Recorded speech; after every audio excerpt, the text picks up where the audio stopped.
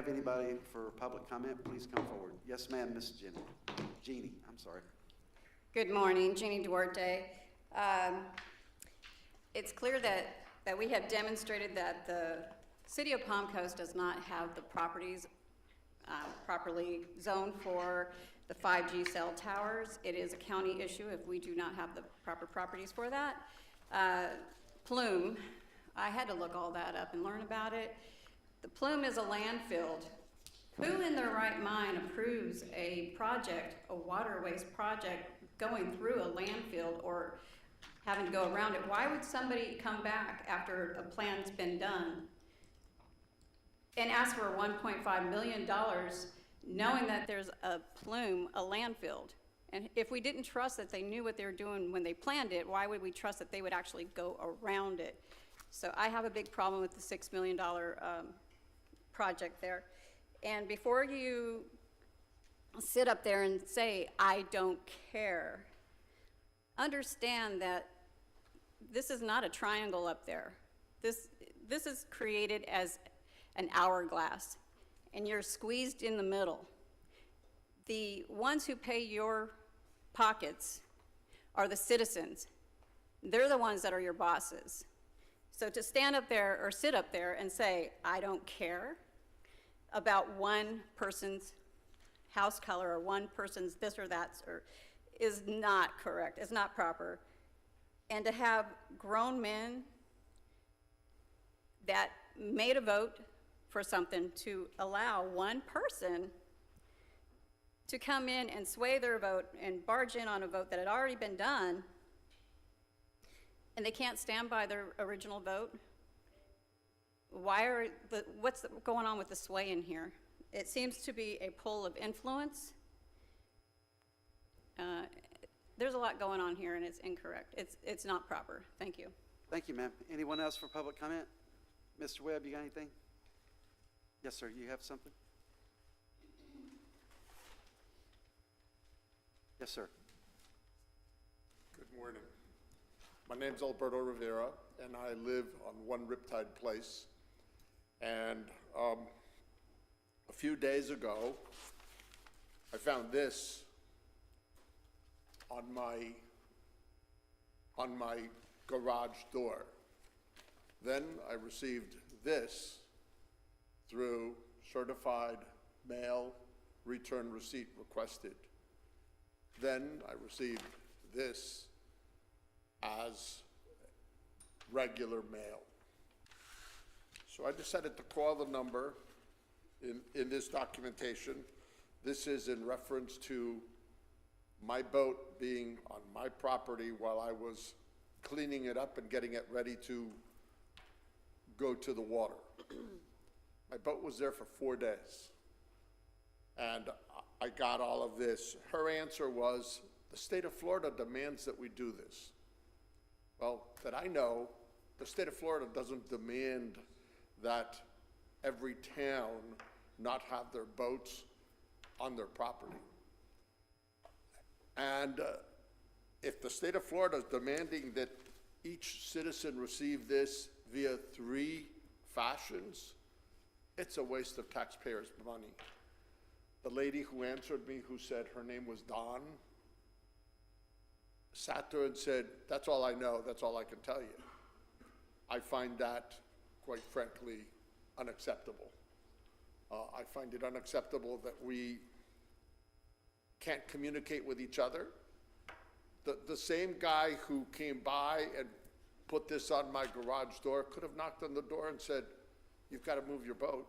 I moved it the next day when I found the sticker on my garage door. I moved it back to where I had it. Of course, I did not finish cleaning it, and that's not fair for me. The second question that I have is, what is it that I need to do to address the ordinance that says that we can't have a boat properly stored on our property?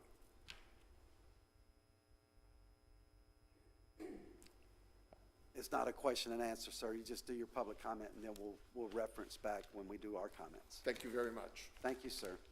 Anyone else for public comment? Yes, Mr. Webb. Mark Webb, Palm Coast. Yes, sir. Just for clarification, I know that there's people present and people listening with the understanding there may be some conversations about the e-bike issues in Palm Coast. Is that going to be addressed or brought up?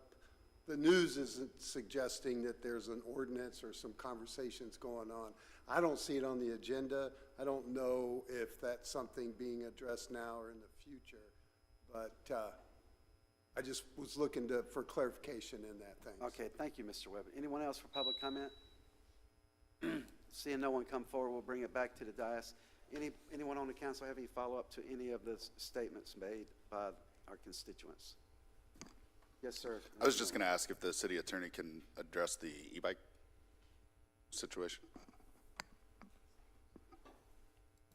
Yeah, I believe it was last meeting, council gave direction to come back, give presentation background on e-bikes. I've been working with the sheriff's office, general counsel, drafting a preliminary draft ordinance. So we are working with them right now, but nothing has been presented today, but we are getting that on your agenda when we have enough, information to present to you. Okay, thank you, Mr. Duffy. And maybe the sheriff can bring forward some more details on that. You got anything else, Mr. Miller? Councilman? And absent on that one. Sir, I'd like you, Miss, the communications, could you please link him up with Miss Barbara Grossman as far as the boat? Oh, Tyner can handle it? Okay. Mr. Tyner, can you help this gentleman right here, sir? Go see Mr. Tyner right there. He can help you out with the boat.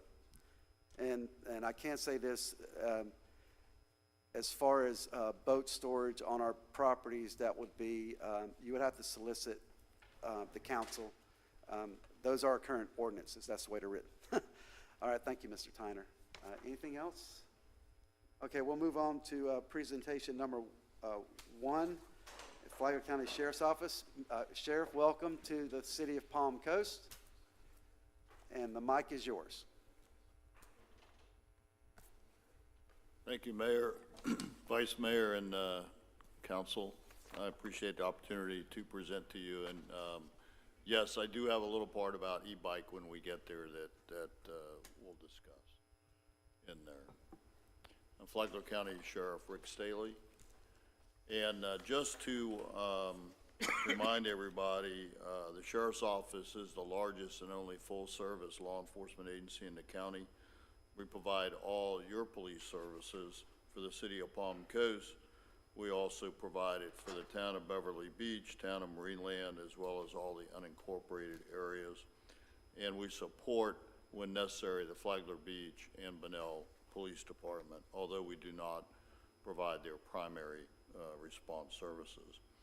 We provide all court and detention services in Flagler County, and our jail is the Sheriff Perry Hall Inmate Detention Facility, which more commonly known in the community as the Green Roof Inn, because it has a green roof. And it has a capacity by law of 404 inmates. We currently are averaging around 200 inmates a night in the jail. We also currently operate the 911 Center in Flagler County, which answers and dispatches all 911 and non-emergency calls for police, fire, and medical services in the county. There are more than 400 full-time and volunteer members of the Sheriff's Office. Your Sheriff's Office is a 5-diamond accredited agency. We are accredited by the Florida Law Enforcement Accreditation Commission, of which I had the honor of serving 6 years on that commission, 1 year as chairman until I termed off. Florida Corrections Accreditation Commission, and actually the jail chief is a member of that commission. The Communications Center is accredited. National Institute of Ethics accredits us, and the jail medical is also accredited. Just to look at some of the numbers in 2024, we served 125 children with Shop with a Cop, thanks to the support of the community and the men and women of the Sheriff's Office. We made 3,203 arrests last year. We handled almost 112,000 calls for service. We conducted a little over 21,500 traffic stops. So I'll put that in perspective. That's 1/5 of your population that gets pulled over Now, generally, you know, that's a raw number, so it's not all 1/5 of your population, but it's the equivalent of that.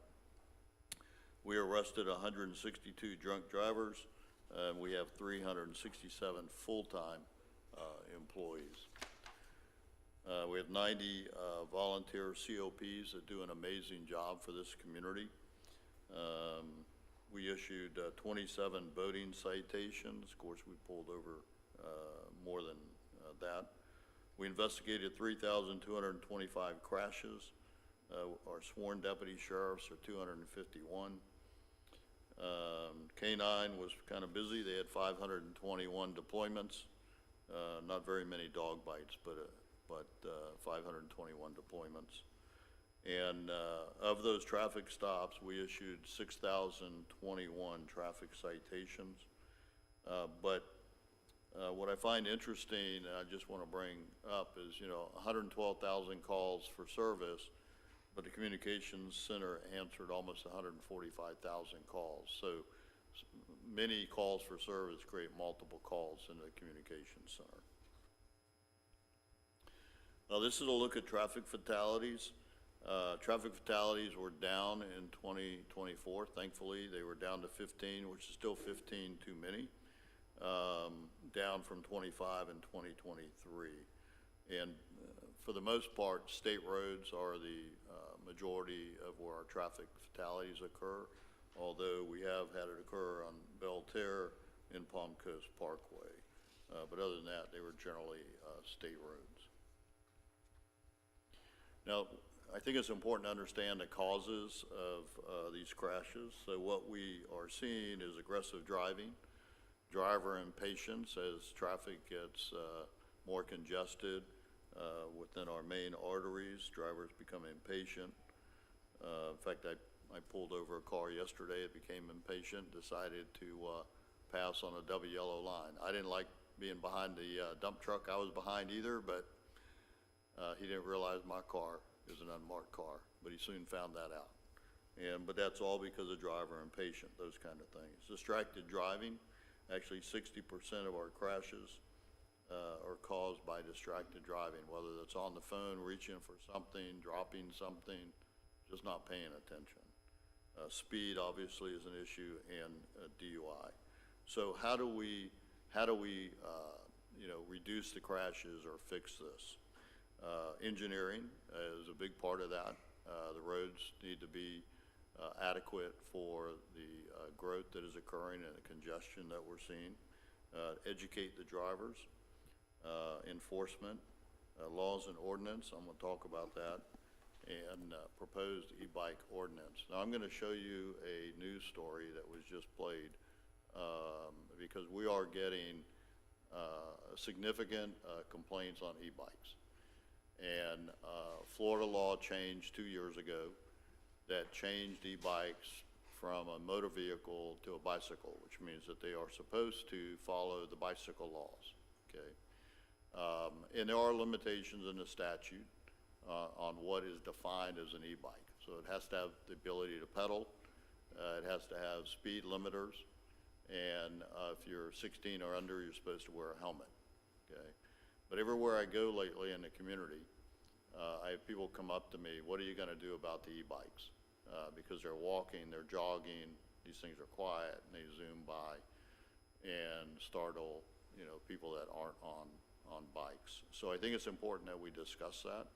And then I think it's part of my role as your chief law enforcement officer for the city of Palm Coast, that when I see issues brewing, that we bring you solutions. So, but what I want to do is show you this video, and I want you to really key on the very end, because it is a prime example, and I didn't know this reporter got it till I saw it on the news, of the issue that we have of the e-bikes flying off the sidewalk, going across the road, and cars are turning. Now, they're supposed to get off. If they're, by Florida law, you're supposed to walk your bike across the intersection. But none of them are doing that, at least that I've seen, okay? So I'll show you this video real quick. Watch the very end. You'll see how close it came. Well, a high-speed chase involving two teenagers on electric bikes here in Palm Coast, it has led to a proposed ordinance. Yeah, the Flagler County Sheriff's Office is now trying to put a stop to reckless driving on e-bikes. Spectrum News 13's Brandon Spencer, he was in Palm Coast all day for us and is joining us now with an update. Brandon, what have you learned about the bike culture there in Flagler County? Well, the folks I've had a chance to speak to told me that more and more people are actually hopping on e-bikes here in Palm Coast. Now, e-bikes are supposed to abide by the same traffic laws as regular bicycles, but with some of them able to reach super high speeds, the sheriff here wants to ensure everyone can stay safe. When it comes to getting around Palm Coast, e-bikes seem to be the new fad. Well, it's pretty fun. Obviously, you can't go that fast on a regular bike. Skylar Scott has had his e-bike for a couple of months and says they're a blast when you use them safely. With this kind of bike, you can have passengers, you can have these things. With a normal bike, you can't, and you can get to where you're going much faster. But when you don't, the Flagler County Sheriff's Office says they will find you. This body cam footage from July 2nd shows an FCSO deputy chasing down one of two fleeing teenagers on an e-bike, taking him into custody for eluding law enforcement and fleeing with disregard for safety and property. Sheriff Rick Staley says reckless driving has increased since Florida law changed the classification of e-bikes from a motorized vehicle to a bicycle 2 years ago. So they're classified as a bicycle now, which means they're supposed to follow the bike laws, but they're not. And so they're on a walking path or a sidewalk, and they're quiet, and they come zooming up behind somebody and then swerve around them. All things that can be extremely dangerous and lead to serious injuries. That's why Sheriff Staley is bringing a proposed ordinance to the Palm Coast City Commission in an effort to reduce the dangers. It requires helmets, it requires them not to do reckless behavior on them, to pay attention basically. And if you are riding it reckless, we can impound your bike. And you'll have to pay a bunch of fees to get the bike back. Because he knows the dangers, Scott says he has all the gear necessary to be safe and believes the sheriff's proposed ordinance will give Palm Coast the e-bike restrictions they need to keep everyone out of harm's way. Yeah, I think it'd be a good thing to have stricter rules about e-bikes, not having people just cutting through the intersections, not wearing helmets, not having proper protection. I think it would be a good idea. Sheriff Staley says the bikes that took his deputies on a high-speed chase are more like e-motorcycles because they don't have any pedals and they can reach speeds of up to 70 miles per hour, but his ordinance would apply to them just the same. He's set to present his proposed plan to the Palm Coast City Council at their Tuesday workshop at 9 a.m. Reporting live here in Palm Coast, Brandon Spencer. So you can see how close there was almost a crash right there. We have had one traffic fatality involved in an e-bike. In the last couple months, we've had a number of other crashes that have occurred with not serious injuries or no injuries at all. And so my general counsel drafted a very rough draft of a proposed ordinance. It's with your city attorney now. It's not ready for prime time yet. But it's a good basis to work from. And I'm not trying to kill the fun of an e-bike. I have an e-bike in our fleet, if you will, for a deputy that patrols town center. So there are reasons for that, not just for fun, you know, but for work and people that may be disabled want to get around. So I'm not looking for any ordinance that will do that. But Florida law, since they loosened it, e-bikes have become somewhat out of control. And not by everybody, probably a small percentage. And those are the people that we need to educate and enforce. So, like I said, it's not ready for prime time yet, but I would ask that you encourage it because we need to get ahead of it.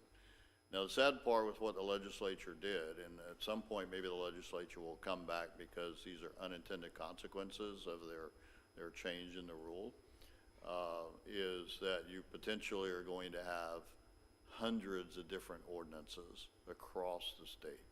Every city is allowed to create an ordinance. Every county is allowed to create an ordinance. which means that somebody rides an e-bike and they take it somewhere else, they don't know what that ordinance says.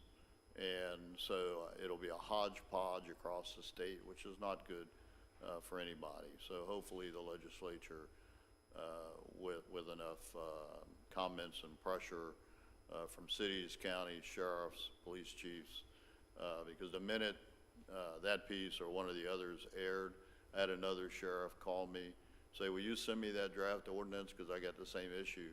And it was in a very small county, Bradford County. They called me to our west. And so this isn't just a big city issue or a small county issue. So anyways, I bring it to your attention to kind of set the base on why it's here. Okay. All right, just to let you know what we've done with traffic. So you can see in the bar graph there, the total crashes 23 versus 24, and the crashes were up last year. Since 2017, I've increased the traffic unit 213%. When I became sheriff, there were 5 motorcycles. There's now 8 motorcycles and 8 Mustangs. Hopefully, none of you have met any of them in there. But they're very dedicated and they work very hard.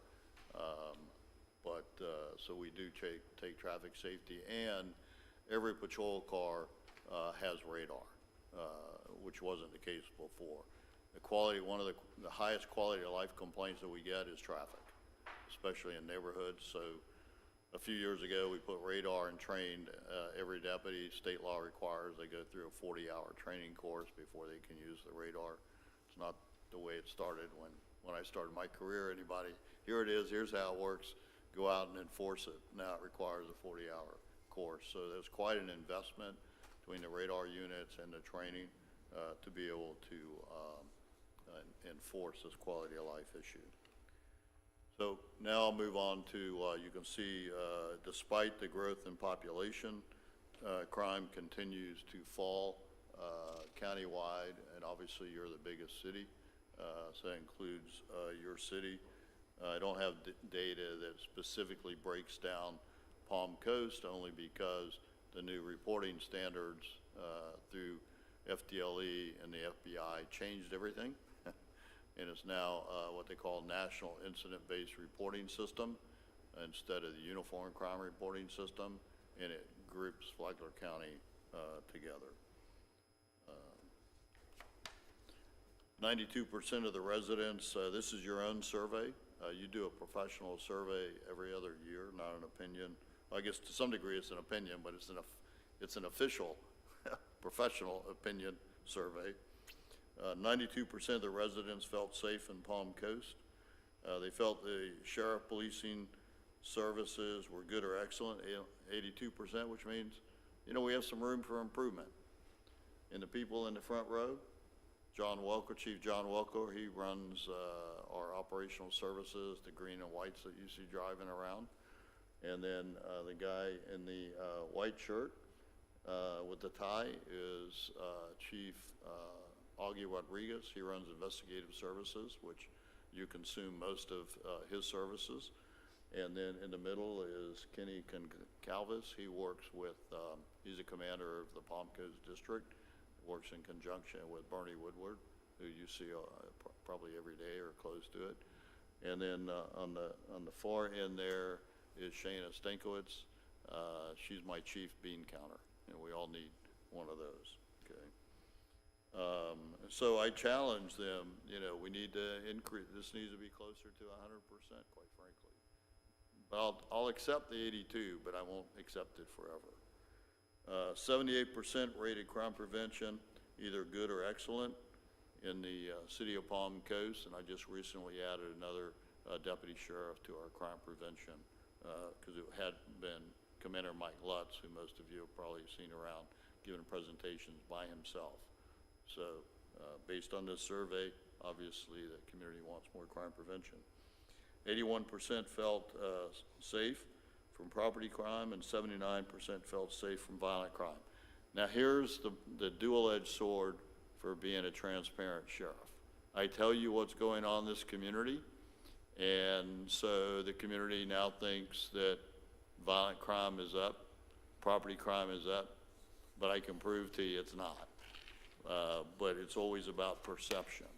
So even though a crime is down more than 50% in the last 8 years, the perception might not be because we tell you what's going on in the community. And so that's a double-edged sword of doing that.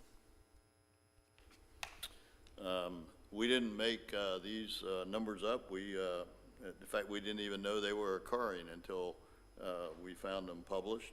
USA Today names Palm Coast second best Florida city to move to out of 30 in Florida. They picked Gainesville number 1 and Daytona number 7. I don't really understand the number 1 and number 7, but you know, I'll take number 2, I guess, for now. And 15 safest cities in Florida, Palm Coast number 2, only beat by the Villages. And then the overall crime grade for Flagler County was an A. And for violent crime, it was an A plus. So, meaning, you know, that's where you want to be.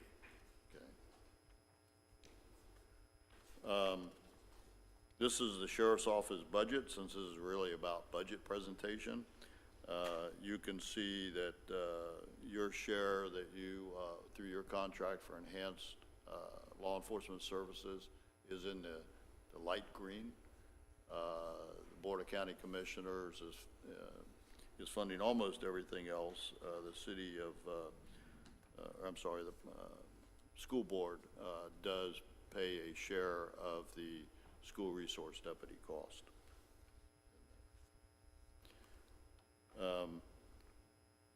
This is a breakdown. Oops, wait a minute, did it not go forward? This is a breakdown of the per capita cost compared to Flagler Beach and Bunnell in the Sheriff's Office. And so what you pay per capita is $101.28 per capita. The sheriff's total budget is $448 and some change per capita. Your 101 is part of that 404. The Flagler Beach residents are paying $549 for their police department per capita, and Bunnell is paying $611. So my point there is that you have the best deal of anybody in there. If you look at this chart, this is per capita cost of law enforcement services of similar size or nearby law enforcement agencies. Again, you can see that we're at 448, which is the lowest between Putnam, St. Johns, and Volusia County. Their residents are paying significantly more than in Flagler County. And I think this is this is looking at sheriff's offices that are similar size. So Sumter County, Indian River County, that have similar populations in their counties compared to the sheriff's office. So again, we provide the services at a much lower per capita cost.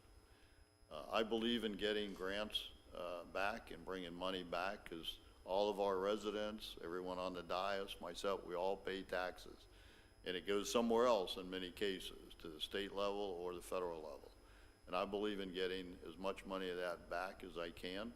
And in Shayna's operation, she has a phenomenal grants person that works with our team, and we apply for every grant we can find out there to try to bring it back. So in fiscal year 2025, $2.6 million in grants we brought back to this community. And these are things that enhance the law enforcement services or enhance our ability to turn inmate lives around, that without these grants, frankly, we wouldn't do it, because we couldn't afford to do it, and neither would the taxpayer want to support it. As you know, the population of Palm Coast is growing, and these are the Palm Coast population projections, and you can see you know, the growth is here, and we have to deal with it, okay, and the projection is there. I want to talk quickly about the historical staffing levels between the Board of County Commissioners and the City of Palm Coast. So the Board of County Commissioners has said that they will do a standard level of law enforcement service countywide, which, by the way, I've never heard of that done in any other county. In fact, it's usually not done. But I put this slide up here because I think it's important for you to understand that you're kind of paying a little bit for the sins of the past. Because there were 13 years that the city of Palm Coast, even though they had a contract for enhanced law enforcement services in the city, 13 years, the councils at the time chose not to add any additional deputies. Your staffing that you added is in the yellow. The green was added by the Board of County Commissioners. So I think that's important to know because we did that study and then we've had the joint council county meeting on where we are today. And we're in year 2 of that 3-year catch-up plan. So of the budget for you, for the city, for your enhanced services, I'll just explain it. To maintain existing level of services is $797,000. And here's what's included in that. So 2% COLA, contractual step increases under the contracts with the deputies. The FRS adopted retirement rates that started 7/1. So by the way, I'm having to find this money out of my budget and out of what you pay me for the current fiscal year, and you're not being charged for this increase, which this increase is hitting my budget about $400,000 just for 3 months. The total increase, because the state says, okay, you're an FRS member and here's what you got to do. You have no choice on that. In my budget next year total is $1.2 million increase just on that line item. 15% increase to health insurance premiums and full year of funding for 4 deputy sheriff's positions that were funded this fiscal year, but only for 6 months. So to maintain that, it's additional funding. So that's what's in that. For the additional 9 deputies, it's $1,089,000. 5 of those new deputies are funded for the full year, and again, 4 are funded for half a year starting April 1st, which means that when you go into the fiscal year 26-27, you will have the same thing that you had right now for the full funding to keep them. So that brings you up to date on what's new and what the cost of existing services are. Just to give you an analysis of what the sheriff's budget is completely, the increased cost to existing personnel is $3.847 million.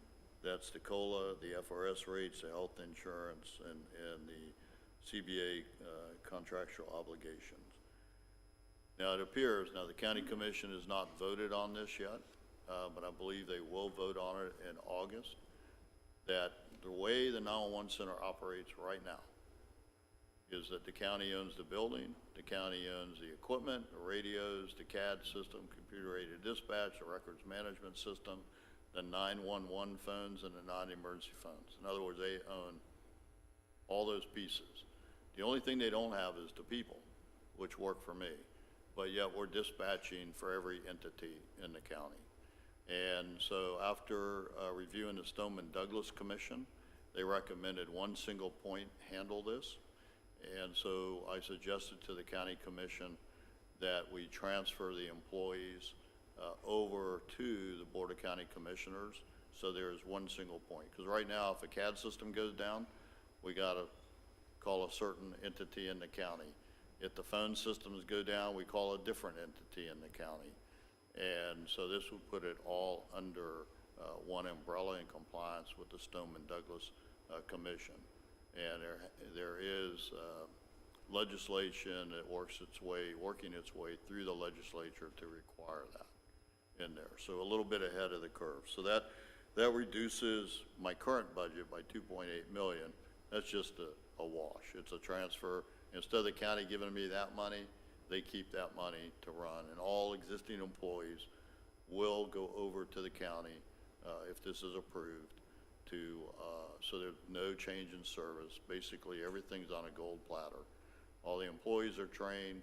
The center is also an authorized training center for the by the state of Florida, and it's an accredited. So what I told the county commission and the county administrator is that as long as you let our director run it, and you'll have it fine. Frankly, if you screw with her, all bets are off. But I think it'll be a good package, and it will make it a little more consistent and in compliance. So that's why you see that reduction. 9 new deputies from you, which I already talked about. 3 new deputies from the BOCC, which is year 2 of that plan. And we believe there will be 1 additional school resource deputy paid by the school board, but that's still in fluctuation. In fact, I think tonight they're discussing it. So that may or may not occur. If it doesn't occur, then we will continue to bill the school board overtime rate when that's necessary. Increase in our operating expenses, you know, it's all the things that you have to deal with in the city, also with your employees. But well, you don't have to. You don't have to deal with the first one, inmate medical cost. Okay, $600,000. Our radio user fees that we have to pay an increase. Our operating supplies, ammunition, uniforms, fuel. Fuel was coming down, now it's starting to go back up. So we'll see how that plays out. I guess we need more drill, baby drill, pulling oil up. Our Axon contract, that's all our body cameras and car cameras, data storage, and the list goes on, as you can see. Same thing with operational in there. So the increase from the Board of County Commissioners is 2.29 million. It would be more than that if the communications center stayed with the sheriff's office. It would be more than double that. Contracted services includes yours, the school board, some private schools, any contract that we have, and so the budget increase total is about $5 million. And then I just want to talk to you about some of our future opportunities and challenges, because I think it's important that we discuss it. Palm Coast is the 18th fastest growing city in the United States.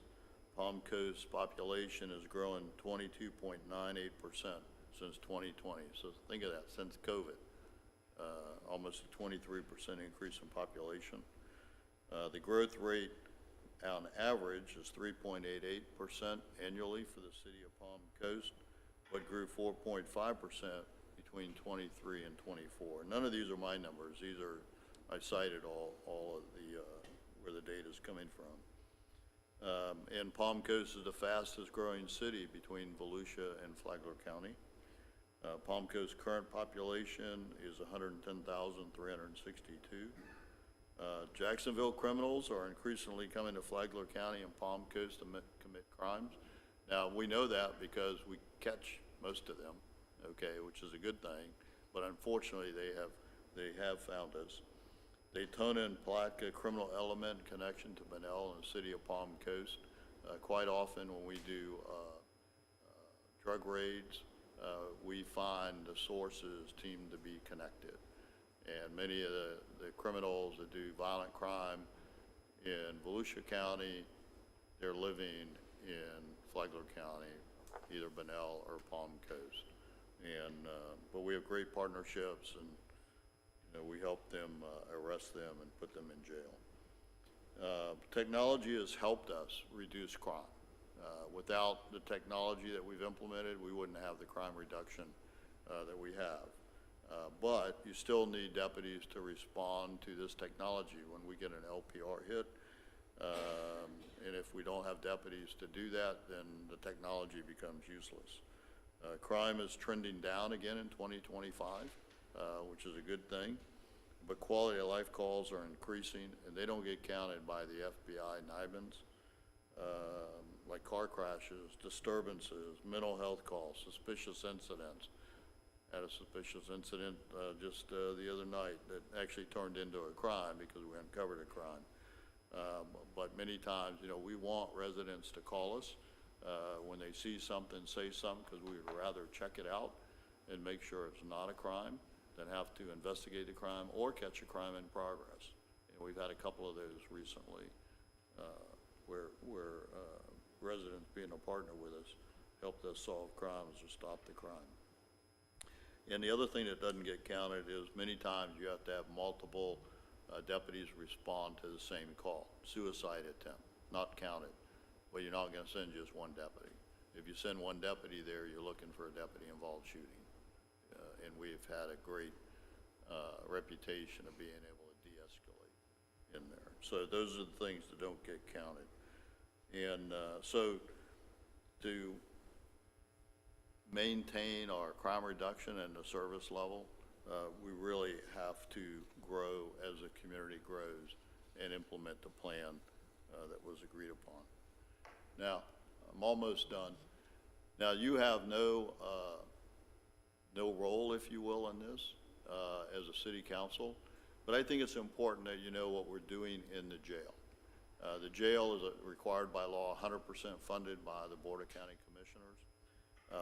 But I think it's important, even though I'm a law and order sheriff, but if we can help an inmate turn their life around so they don't come back to jail and they become productive citizens in the community, that's what I would prefer. And I think that's part of why our jail population is down, because we had a high population since I've been sheriff of 330 in the jail at night. Now we're down right around 200. And so I just would like to take a few minutes, because these are people that you don't see driving around. They're out on Justice Lane inside four walls 12 hours a day, but they really do a heck of a job helping these inmates turn their lives around. So we have a STRIDE program. We have an inmate work crew.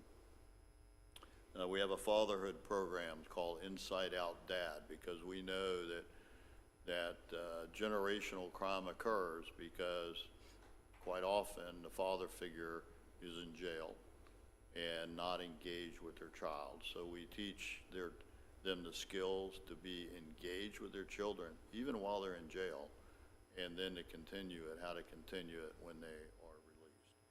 We have a Homeward Bound program, because we know that county jail inmates, for the most part, are going to come back into the community.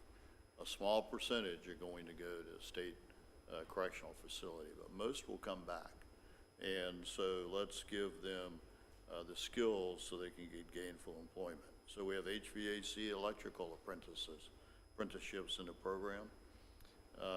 We work with local agencies to assist inmates with job placement before they're released from jail.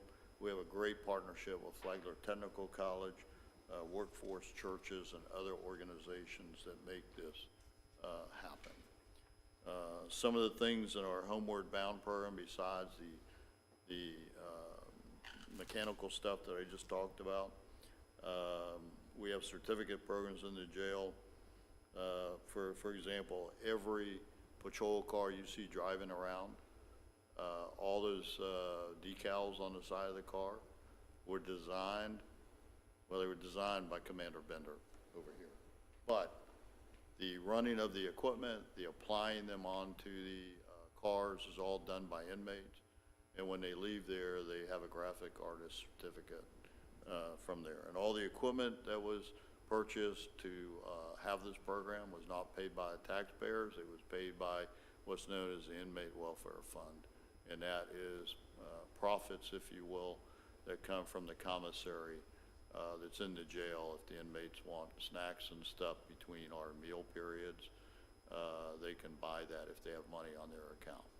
And by law, we have to put that back into inmate programs and welfare. So that's kind of the jail operation, if you will, and I'll be glad to answer any questions. Obviously, you can follow us on all these different social media platforms, good or bad. And so any questions? Thank you, Sheriff. One thing I'd like you to discuss, if you will, is how if someone goes to the county dashboard and they look at the cost for law enforcement in the county. And they see the amount, whatever it is, for their particular home or whatever. Can you maybe expound upon that because some people will say that there's double dipping because the county's paying and then the city. A lot of people don't understand that we are a contract city, and that's the main thing. And I think when you and I had our conversation when I was running, when I came to meet with you, I asked you how much your budget was, and I know a little bit more than most people because of my background and stuff. And I asked how much our contract was going to be, and we discussed how much it would be to stand up a complete law enforcement for our city. Right. But for those people that have any doubts about, the way you effectively manage your budget, can you explain a little how the county, what they pay towards county for law enforcement, and what they pay the city, and what the city pays you for law enforcement? Right. So that's a great question. But with that, if you'll indulge me, I'll give a little history to what I'm going to say. So in the late 1970s, the city of Palm Beach sued Palm Beach County just for that reason, saying we have our own police department, this is dual taxation, and we shouldn't have to pay the same countywide ad valorem tax. That case took about 13, 14 years to go through the system. It went all the way to the Florida Supreme Court. The Florida Supreme Court in the 1980s said that it is not dual taxation because the sheriff's deputy has jurisdiction anywhere in the county, so they can make arrests in the city, they can respond, they can take over a call for a city police department legally, and every time a car goes through, it's crime prevention and so forth. So that dual taxation issue has been resolved by the Florida Supreme Court. Whether you like it or not, it is resolved. It's not dual taxation. So what every other county does, except for Flagler, is that if a city, and you see a lot of this in Miami-Dade County, you see a lot of this in Broward County, some in Palm Beach County, that's where the majority of this is at. You see some of it actually in Orange County. If a city does not have a police department, they contract at full 100% cost to the sheriff, okay? Like Marion County just took over a police department when the city said, our police department, we can't afford it anymore, give us a price, and they went to the sheriff. This just happened a few weeks ago. And so, for example, City of Deltona, you are bigger than the City of Deltona by population. They pay the full freight in a contract to the sheriff, okay? Now, that's usually the way it happens and occurs, but not in this county. And I've never seen this in any other county. And on a public record, I'm going to tell you how long I've been doing this job, but I've been doing this job a long time. And so what has happened here in this county is the Board of County Commissioners has said that we will provide a basic level of law enforcement service, which a basic level of law enforcement service in the unincorporated areas is not as intense as you have. That's the bottom line, okay? And then, many years ago, long before I was sheriff, the city of Palm Coast decided that they wanted a higher level of service. So they chose to contract with the sheriff for an enhanced level. So you have the basic level, then you have the enhanced level, which, if I were to go back to that slide, is that $110 that you pay at the 444, okay, or 48. So if you were to take the $100 off the 448, then the county's paying $348 per capita for law enforcement, detention, and bailiff, okay? So in my budget, here's what that would mean if you did not do an enhanced level. My total budget is right at, Shana, help me out, about 50 million, right? Yeah, so 56 million. If you were to deduct the 11 million that you're paying next fiscal year, then that's what the county's putting in. So the 56 minus 11, they're putting in 45 million, okay? Now, if you were to start your own police department, okay, you would need to find revenue probably of, new revenue of probably about 30 million a year, just for operations. Then you still need equipment, cars, which are running fully equipped. They're running now about 85,000, I think, with every car, with all the equipment that goes in them. And the cars aren't, we used to get super great deals. We still get better deals than the private market, but they're not like they used to be when I could buy a Crown Vic for $13,000 back in the day for a police package.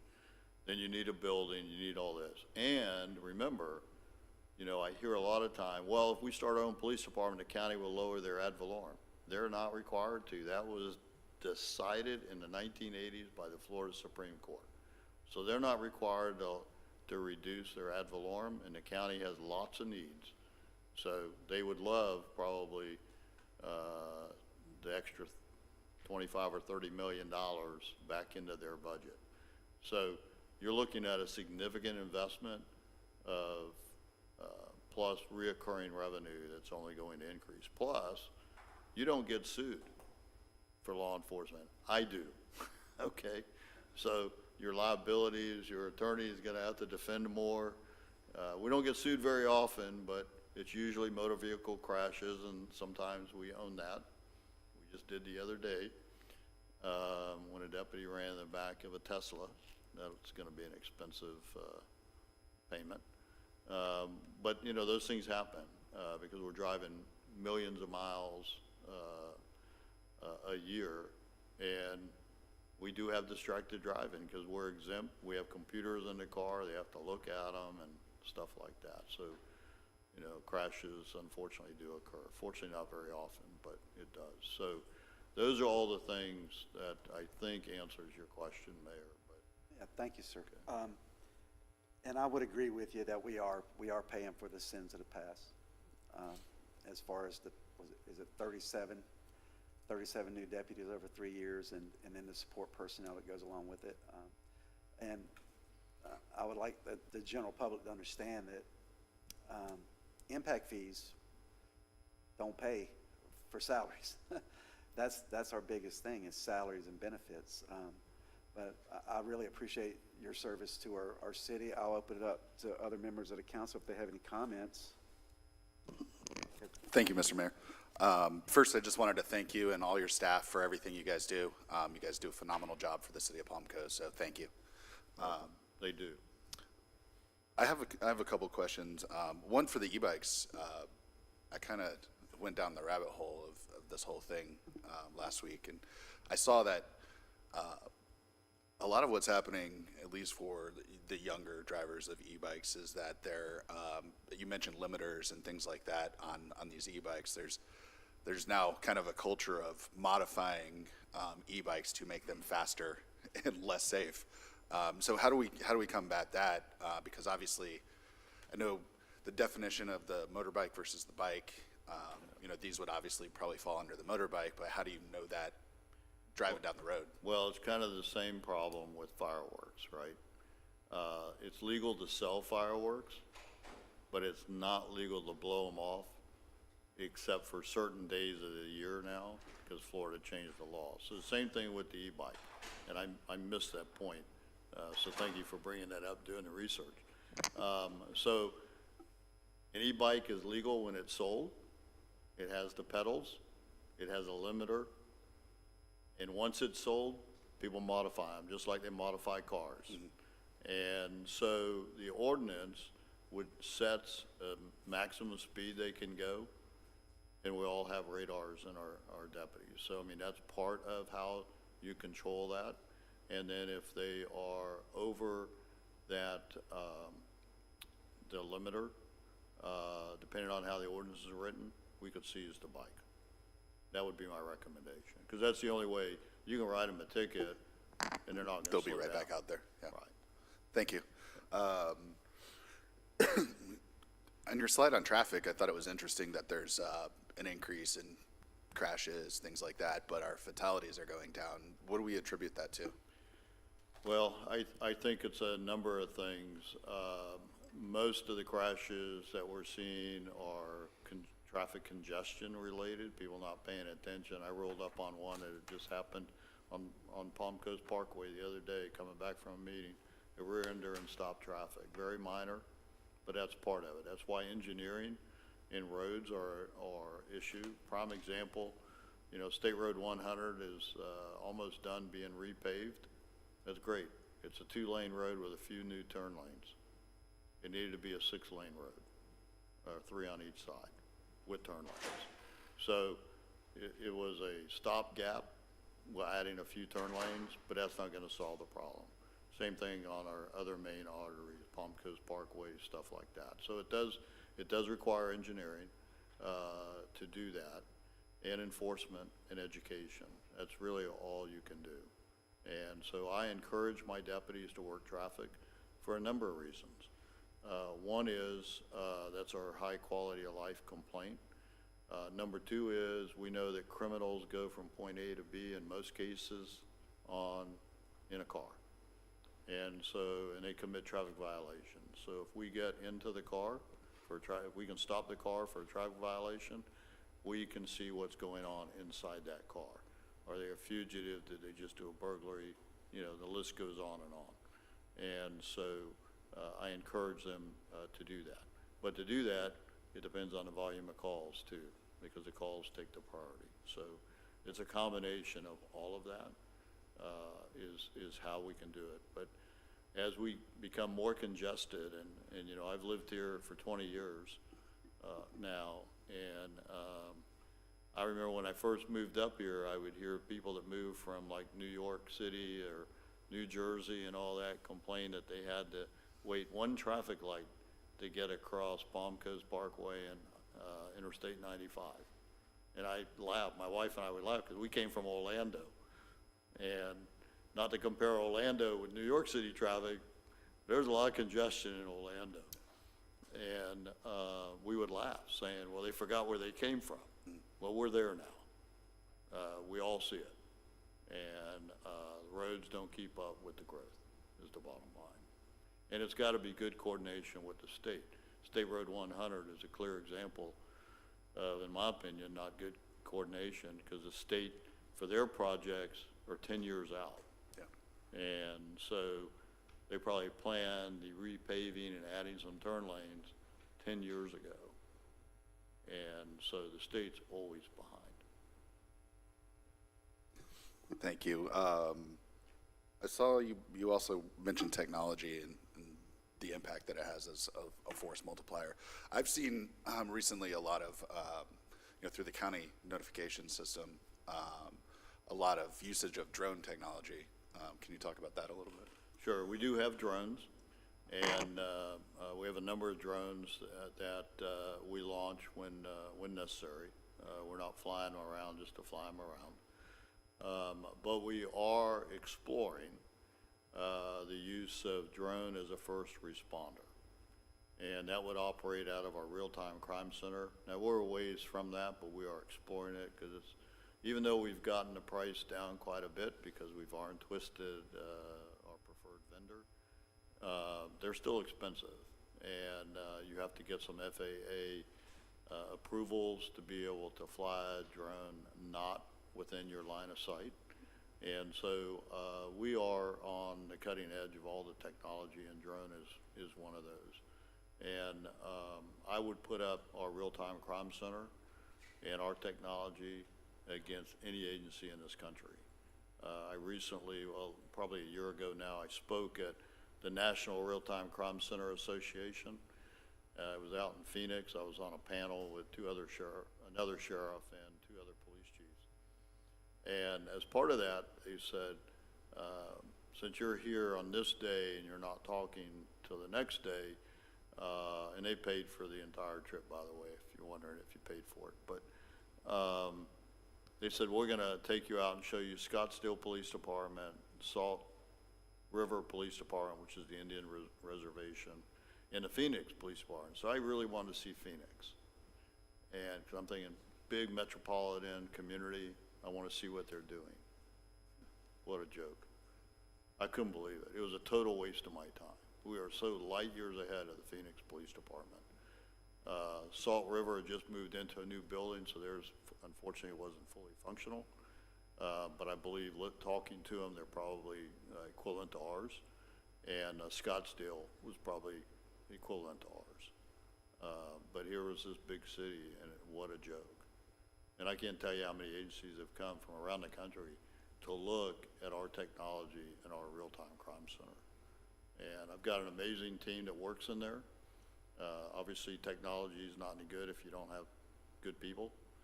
And it's just a great combination. And my belief is the crime is down because of our technology and our motivated people. But a big part of that is now we're getting close to where the staffing is more appropriate. When you look at the numbers, when I came in as sheriff, we were underfunded, understaffed agency significantly. Now we are no longer a reactive agency, we are a proactive agency. And I think that's the combination, but it's not just one by itself. Thank you. Yeah, I think there's a reputation amongst people who commit crime to not come here. And we see it anecdotally. I think, people say, oh, I see all these communication about crime. A lot of it's like the plate readers catching people coming across the county line or going through intersections within Palm Coast, and which allows us to catch these bad guys, basically. So that's all I have. I appreciate your time, Sheriff. If I could just add to that real quick, we arrested 2 fugitives last night from out of county, and it was based on technology in there. So I mean, that's what it does. Even going back, and we've had this discussion, Sheriff, even going back to 2015, 2016, you were elected in 16. When I worked for DOT, those license plate readers can take a picture of a DOT number on the side of a truck and the license plate at 80 miles an hour. That was back then. I can't even imagine what they're doing now. Yeah, technology, is just amazing. I wish I had that technology when I was a young deputy, but we didn't. But Councilman Miller, I just want to point out about your criminal comment. So one of the people that we arrested on our Summer Slammer Roundup, we bought cocaine from him. And when we were making the deal, he said, yeah, I'll sell you the ounce of cocaine, but I won't do it in Flagler County. So we went to Volusia and got Volusia involved. We still bought the cocaine. And we've had cases where these dirtbags out of Jacksonville one time came out of Jacksonville in a stolen car. They hit St. Johns County, they hit us. They went to Volusia County. They abandoned their stolen car there, stole a car from Volusia County, and went back to Jacksonville, which is very typical of what these roving bands of criminals do. But with our technology, we tracked them down. And within 3 or 4 days, we had them all arrested and recovered most of the stolen property from our auto burglaries that had occurred to us. 3 or 4 weeks later, another group of Jacksonville came out. They hit St. Johns County, they skipped Flagler County, and they went to Volusia. That's the reputation I want. What do we want, Vice Mayor? Yes, thank you. Thank you, Sheriff, for being here, and thank you to your team, Commander Bender, Chief Walker, Commander Goncalves. Shanna, we haven't met, but nice to see you here, and Chief Rodriguez. And thank you to our commander in the back, Bernie Woodward, for being here as well. You all do an awesome job, obviously, and I think the whole community greatly appreciates what your office does. To kind of piggyback first off of what you were just talking about, is there anything interagency-wide that we can do to almost ask the kind of surrounding counties to step up their game? Because it's great that whoever's committing these crimes get caught when they get here, but we obviously don't want them here. Is there anything that we can do to work with those agencies to help the Tri-County area? So we have a great partnership with our surrounding agencies. We all work well together. We're all tied in together through the Northeast Florida, but basically Crime Information Center. And so we are doing that. the best thing that we could do is build a wall at south end of Jacksonville, build a wall around Palatka, and build a wall in Daytona, quite frankly. But they're all working well. We do work well together. We compare notes. In fact, because of that relationship, we were able to solve cases because an agency in Volusia County had some information, we had some information, and we tied it together and were able to make the arrest for a very difficult burglary case that was preying on our Asian community. So that is occurring. I'd say that Jacksonville's probably overrun. Yeah. I think you used to practice up in that area, Yeah, I right? do practice a lot there. There's a great sheriff up there, TK Waters, work very well together. But you know, here's a key point. When you lose it, and TK didn't lose control of Jacksonville, but when you lose it, it's very hard to get it back. And he's trying very hard. And that's why it's so important that we never lose the crime reductions that we've had, because you'll never get it back. Yeah. Well, some low-hanging fruit for me. I definitely support the e-bike ordinance, whatever you and your general counsel and our council decide is the best avenue and route to take. You have my support 100%. And as far as creating a city police department, my thoughts are if it ain't broke, don't fix it. And your department is certainly not broke. You all do a wonderful job. I would encourage, and I think the social media that you all do is fantastic as well. I appreciate the transparency because I actually think it reminds our residents to do the 9 p.m. routine, lock your cars, remember that we're not 100% safe in this community. We still have to be mindful of our surroundings and, you know, still do things to make sure we're not victimized. So I appreciate your transparency and everything that you all do on social media. I guess my biggest concern as far as, you know, how your office dedicates resources in our community is exactly what you touched on for quality of life, and that is traffic enforcement. Because I went back and looked at some of the other presentations and data that you had given us, and when I look at 2023 numbers, you had a little over 120,000 calls for service and about 23,400 traffic stops. This year, we're on track for 125,000 calls for service, so definitely more. I'm sorry, that's not correct. 25,000 traffic stops, so more traffic stops, but less calls for service. So we're right now, year to date, we're on track for 118, which is less than 2023. So I just want to see. I think the community, the complaint that I hear the most is certainly not safety. My residents feel safe. It's the traffic enforcement. And I appreciate you all recognizing that as well and adding traffic units and really kicking up that enforcement. I did see on the data in these slides that there's been more accidents but less traffic stops and warnings, and that's just from the data that was provided in the slide. So it's hard for me to reconcile that. Why are we having more accidents but it seems there's less traffic stops and less warnings? And I think you somewhat touched on it. And I know that the philosophy of your office is we don't want to fine people, we want to educate. If we can stop them and educate them, that's more what we want to do. But I'm almost wondering if we need to start fining people more to get them to comply with our traffic, our traffic ordinances and our traffic laws a little bit more, because I know from my residents that is the #1 complaint that I hear is traffic, traffic, traffic. So I'm going to answer your question, but first I'm going to look at Chief John Welker. You just heard the vice mayor. You made a note, right? Yes, sir. Okay. He runs all those people that are pulling the cars over, okay? But with that said, I'm not going to take discretion away from a deputy sheriff. And it's illegal in Florida to have quotas. Right. And so we're not going to do that. And let me kind of tell you my philosophy is on whether it's a ticket or a warning. So most people that I pull over, in fact, the guy that I just pulled over had a really good attitude.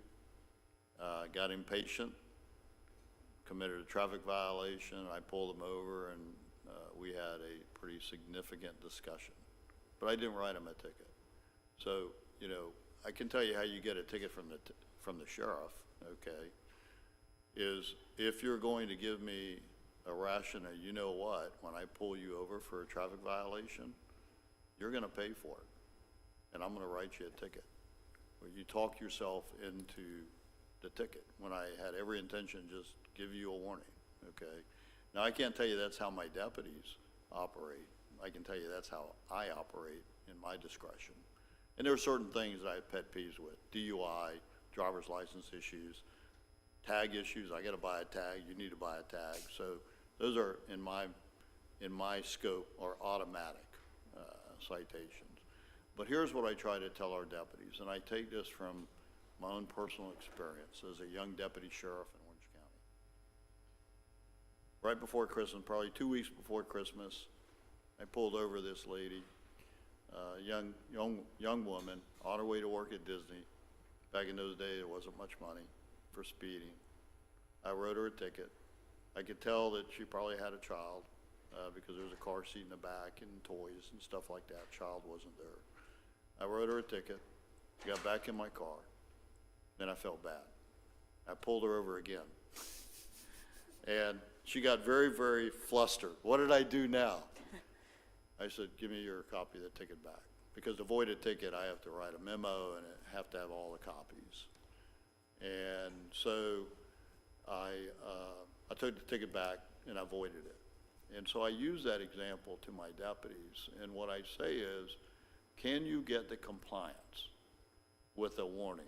Look beyond the impact of that ticket. Those tickets back then were probably only $35, okay? They're over $100 today, okay?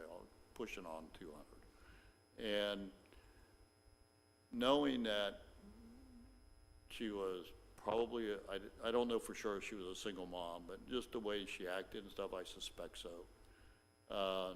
Knowing that there was a younger child, I probably, had I let that ticket where she had to pay it, I just hurt that entire family. Because they were making maybe $4 an hour back then at Disney, okay? And so I asked them, you know, see the gray in it, just not the black and the white. And it takes a while for law enforcement officers to understand that. It took me a while, you know, the blue light fever, right? So I want them to use the traffic to educate and inform and get into that car, and because it's a quality of life issue. But I want them to look, can I get compliance with a warning? But then they have the discretion, because I'm not gonna say you have to write a ticket because it's against the law in there. So, and I'll give you another example. I stopped a lady, again, Orange County deputy, Forsyth Road. I stopped a lady for speeding. I gave her a warning. The very next day, the very same time, I'm running the radar the same place, I caught her again. She got a ticket this time. Okay, so that's the discretion I want my deputies to have. But we do recognize the quality of life complaint. Yeah, and I appreciate that. And I, you know, I think that your words definitely show that you're a compassionate sheriff. And, you know, I think that the proactive policing is important, right? We know police presence cuts down on crime, cuts down on traffic violations, things like that. My concern is when it's happening in neighborhoods, because then on the one hand, you have to balance how can we educate and not hurt that family by ticketing a single mom, but at the same time, if somebody's going 45 or 50 on our neighborhood streets, they're putting lives at danger. And so, you know, that's the concern that I'm hearing from a lot of our residents. So if I could just add a little bit on that, because you may not be aware that we have this capability. So when we get a traffic complaint in a residential neighborhood, we put up it's pretty much a camera, but it tracks the speed and the time, because we want to use our resources efficiently. And so what we find in many cases is that perception does not match what we're really finding. Yeah. And keep in mind that Florida law says that we cannot, so if your speed limit is 30, and I know you're discussing other speed limits for your residential roads. If the speed limit is 30, Florida law says I can't stop you until you're at least 5 over the speed limit. So in effect, when they passed that law probably a decade ago, they raised the speed limit on every road in Florida by 5 miles. And I mean, that's part of the problem too. And so really the speed limit is 35 and not 30, even though the Florida law says, unless posted otherwise, all residential roads are 30 miles an hour. Well, they're really not when you look at the other law. I guess you could say they're 34, you know, since we can't stop till 35. But we do have this equipment, we do put it out there, because when there is a complaint, we want to know when to put our traffic unit on those roads. And so that they are efficiently used. But in many of the cases, and there's always an exception, but in many of the cases, perception is that they're flying and the data doesn't show it. Sure. Yeah, and I can't tell how fast somebody's going just by looking at it, so I can understand that. As far as budget and needs go, you have my support as far as what you're asking for. I know we've been working from behind. To your point, to the mayor's point, we are paying for some past sins. This council seems to be laying out a lot of those swords in a lot of different ways. But I commend us for stepping up and for staff making the budget, helping us with the budget to make this happen, because it is general fund money. I know in the report that you all had done, I think from 2022 is what it was based on, and then I think we got the report in 2023 at a UF. Is that who did it? I can't remember. Yeah, it was 2 doctors out of University of North Florida. Florida. There was one done in, I think it was 2018, and then a follow-up in 2020, if I recall correctly. Okay. I know it seemed to base, or when you presented at the joint county city workshop, we talked about time obligated for the officers and kind of what that goal was. I would like to, for next year, when we're considering deputies again, additional deputies, because I did look ahead to see what the sheriff's office would likely be requesting in the future as well. I would like to see where we are. In other words, what are the KPIs almost for, since we have increased the deputies and we likely will again this year in our budget, what percentage obligated are the deputies now versus then? And is it helping? Is it getting better? Because obviously we want to see the deputies on the road more and filling out less paperwork or at calls less. That's the goal, is to help with that proactive policing. So if we could get those figures just for next year, just so that we could see, is what we're doing working? And do we even need to go? Because I think next year asking for 13 total, I thought I saw it increased. So when we're looking at budget, which I think it's going to get a little bit tighter next year, just maybe kind of reevaluating that and seeing if we still need to go that route in order to cut down on that percent obligated. Yeah, we'll be glad to do that. Hopefully you'll give me my chief of staff back so I can assign that to him, but by then. But yes, we will look at that. But let me just clarify that what you're doing right now, last year, this future year, and the following year, is deputies that we should have had before 2018. I understand that. And so no growth deputies have been included. But I think it's important that we do look at that because, as you said, despite the growth, the documented calls for service are going down. So we need to look at what is the formula after we fill all the deficit deputies going forward. Absolutely, because I mean, you have my commitment to continue to support the sheriff's office financially to make sure that we're still keeping the same quality of life for our residents. I just want to make sure that we're also working with updated data based on the increase in deputies. So I appreciate your willingness to do that for us. My staff will tell you I'm an ROI sheriff, so Yes. I get it. Thank you. Thank you, Sheriff. Thank you, ma'am. Councilman Silva? Sheriff, good to see you again. You know, I'm new here. I've been working with the police department, and with the sheriff's department for a long time now, in the county too. So I agree with everything that's been said. I'm not going to go through all that again, but a couple of questions. And we have covered this a little bit, but the idea of reducing speed limits on the roads, say in Palm Coast, like the city of Flagler Beach has done recently. I'll have two questions, so maybe wait to answer them. But So the idea would be reduce speeds on all the roads like 30 to 20, which means really 35 to 25 based on what you're saying.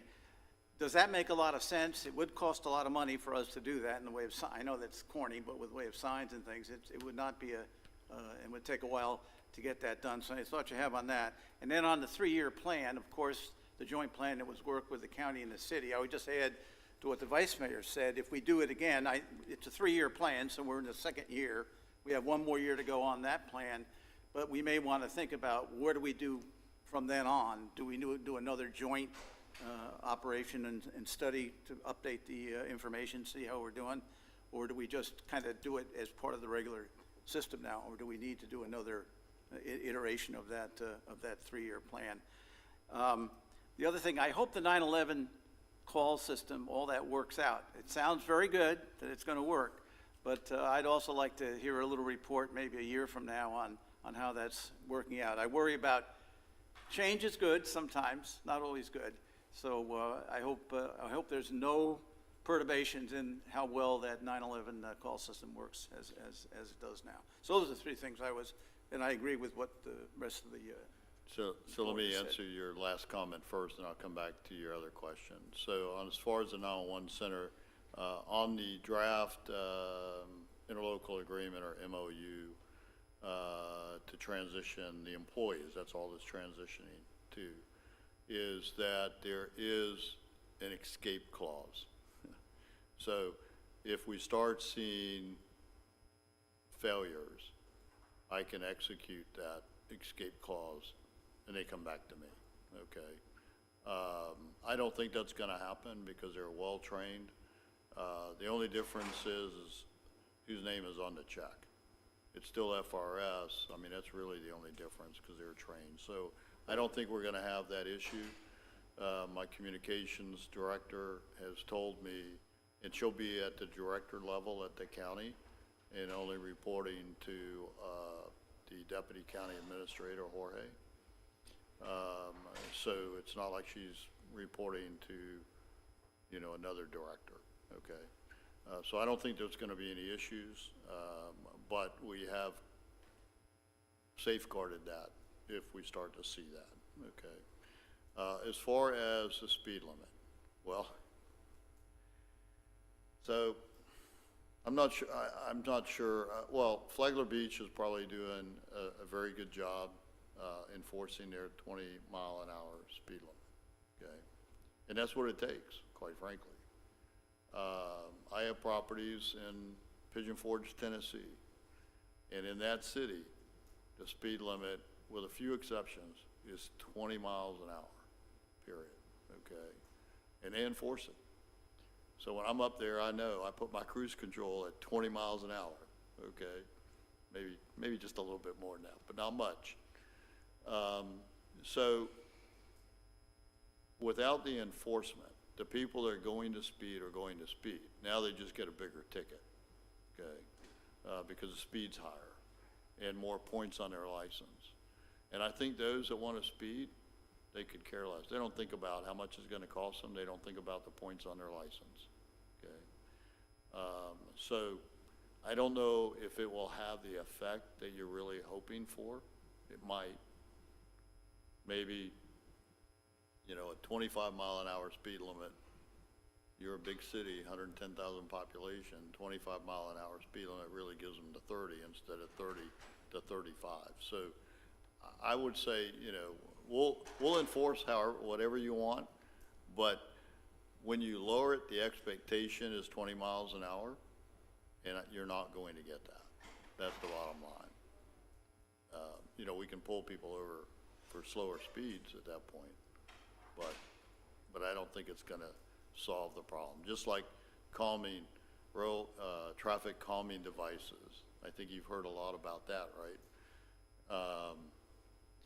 That usually doesn't have a whole lot of support. Well, I shouldn't say support. A lot of long-term effect, and it aggravates more drivers than you probably actually get the effect that you're looking for. Be my guess. I don't know the answer to that. But if you lower the speed limit, we will do our best to enforce it. Just be wary. It's not going to be the solution that I think you're looking for. I think the problem is when the traffic calming devices are hit and miss. You have a lot, big city now, whereas a speed limit change affects everything. So it might be a little less contentious with where, depending on what you're doing. But anyway, I think it's an issue that is to be discussed, just like the electric bikes. We got to look at things and see what's. And we'll best be for glad to things. have that discussion. In fact, I would encourage you to have, input from, our team, our traffic unit, Chief Welker, Commander Bernie Woodward, Kenny Congalvis. Those are your real team players on traffic. Okay, Mr. Sullivan, thank you. Sheriff, the last question for me, and I know we discussed this some time ago. You're being competitive and you're being able to retain your people. Do you have what's your turnover rate right now? So my turnover rate, I think, is right under 7%, which is really good for law enforcement.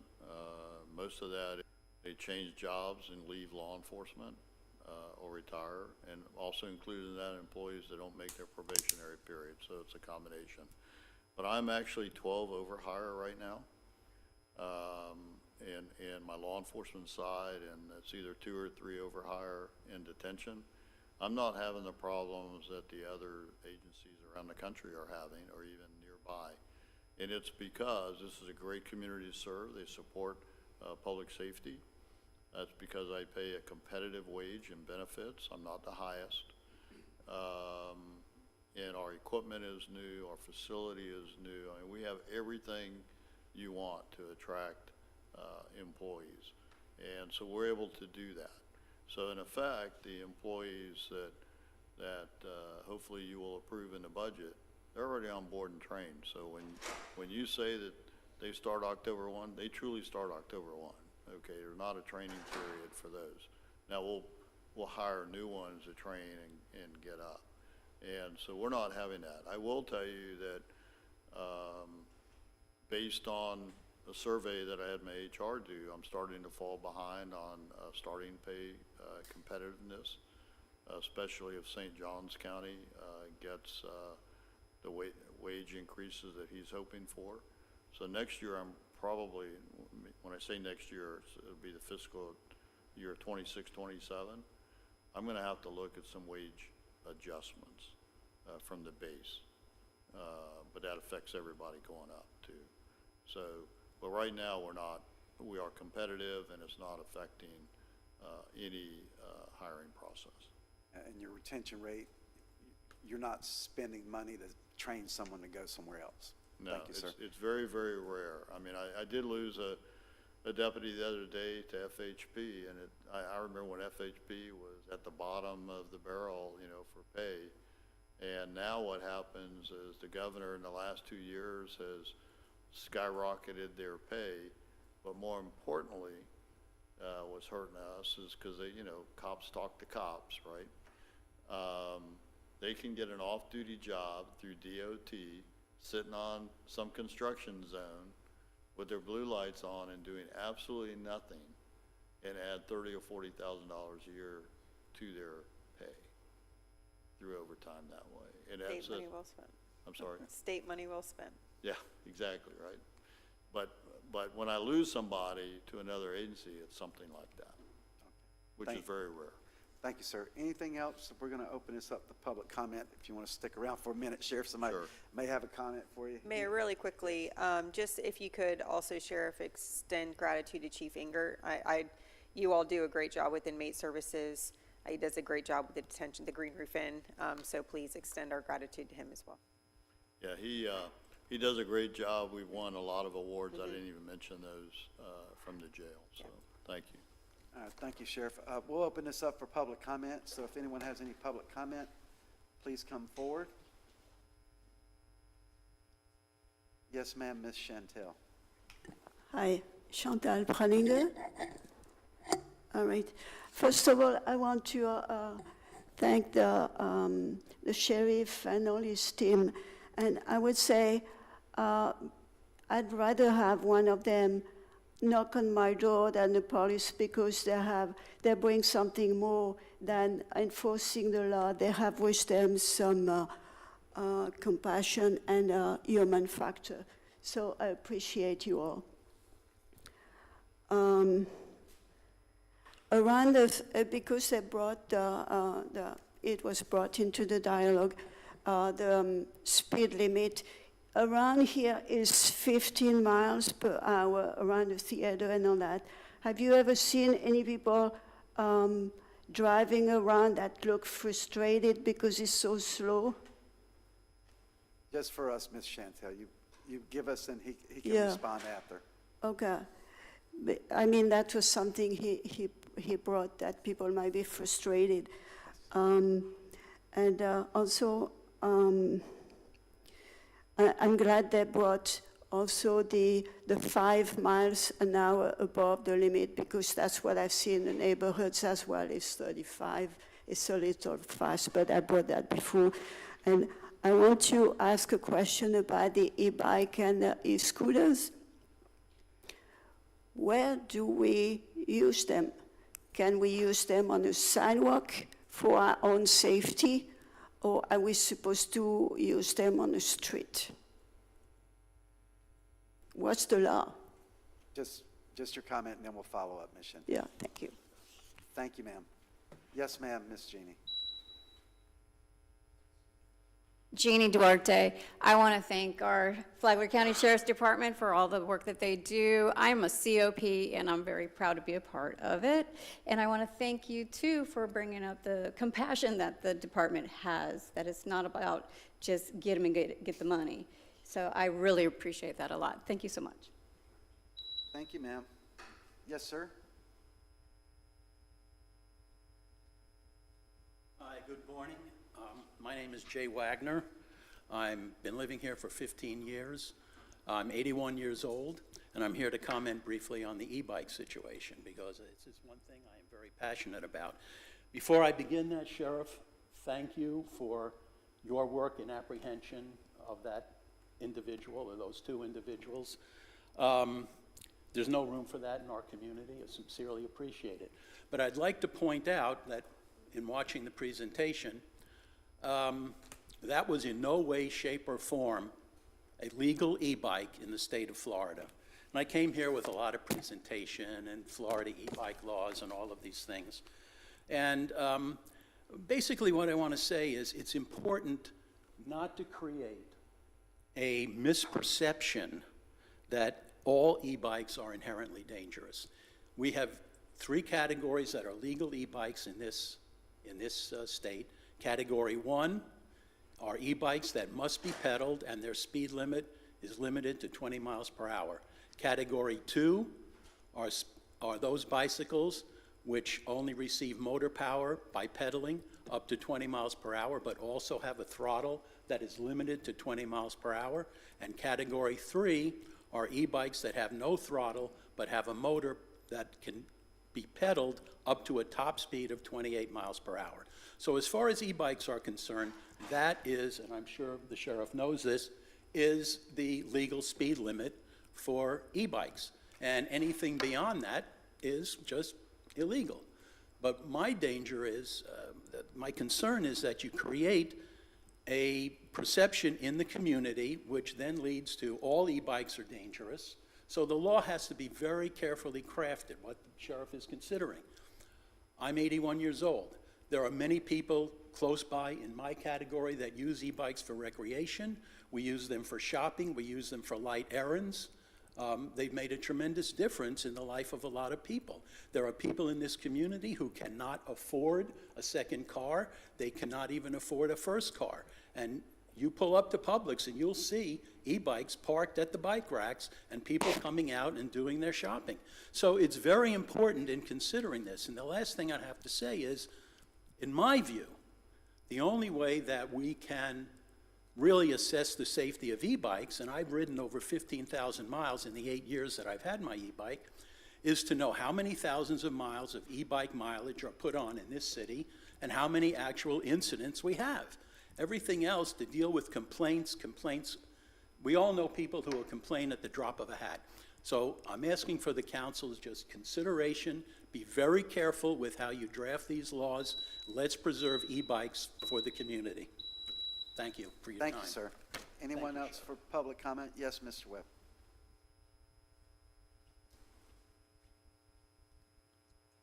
Mark Webb, Palm Coast. First, I'd like to say I am married to the daughter of an LA County Sheriff retired lieutenant. So I am schooled constantly on the support of which they have of everything that they do. But I think the challenge, and I believe the Vice Mayor pointed to it, is there's this perception, and we've heard it today, enhanced service.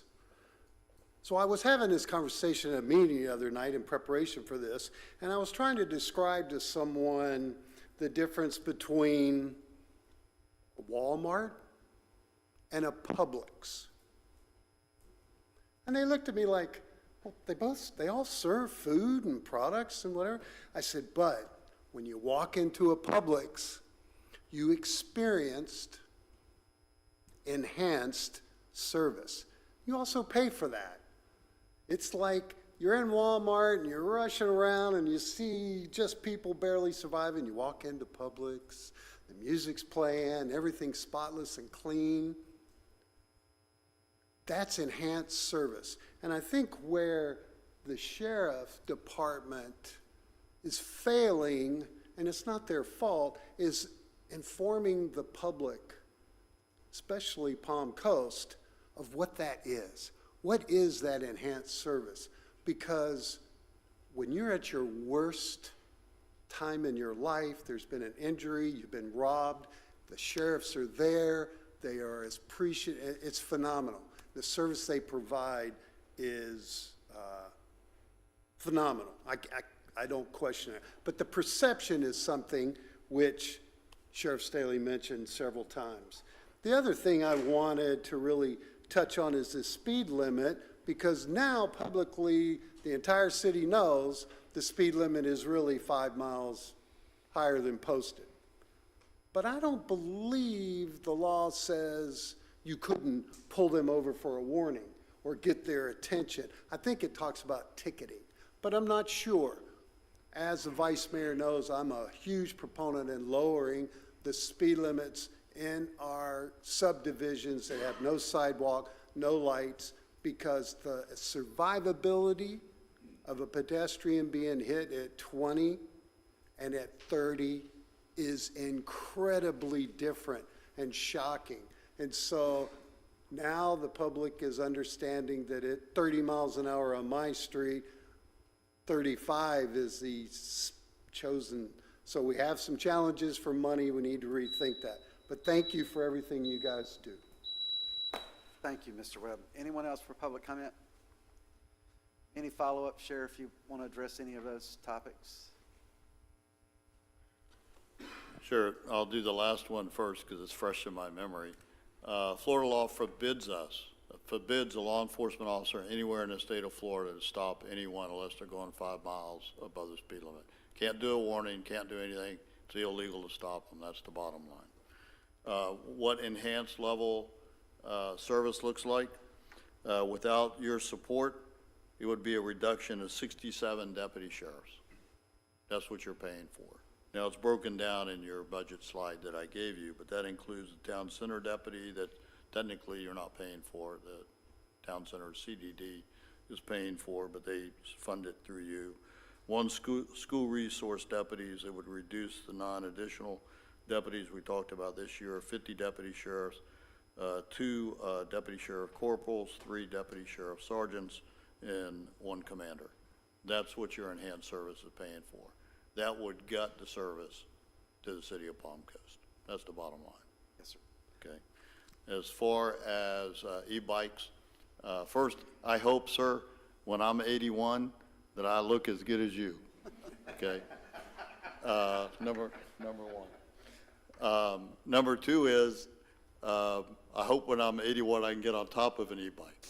I'm not trying to kill e-bikes because they do serve a purpose, and the gentleman clearly spoke the need for it, and I agree with that.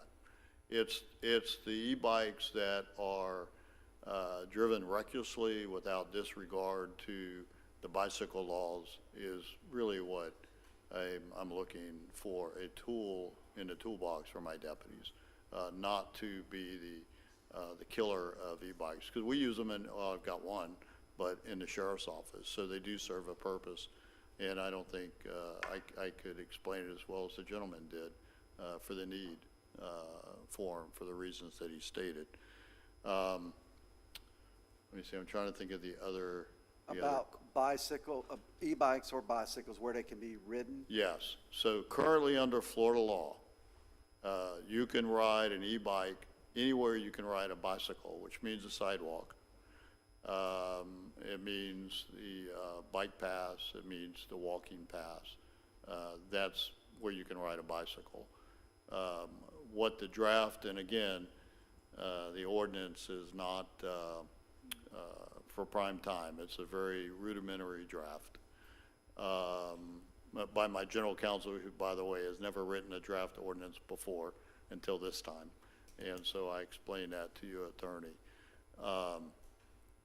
Is that it would not allow e-bikes on sidewalks. Basically, other than that, you have to follow everything else. So if there's a bike path, you can ride it. If it's a bicycle lane on the road, you can ride it. But it still requires that on a cross intersection where cars are, like you saw in the video, you have to get off and walk it across in there. But again, I'm sure there will be lots of comment as we go through the public process, and once we get something that everybody thinks is ready for prime time, it's not. So did that cover all the main questions, I think? I think there was a question by Ms. Chantel about, I didn't get the full question, but it was something about the speed limit and frustrated drivers. Speed limit and what? It's too slow. The 15 and there was mile a an hour. question if we've seen at the lower speed, I think, if people were passing the 15 miles an hour. I have not personally seen people pass, but let me ask Chief Walker, do you have? Yeah.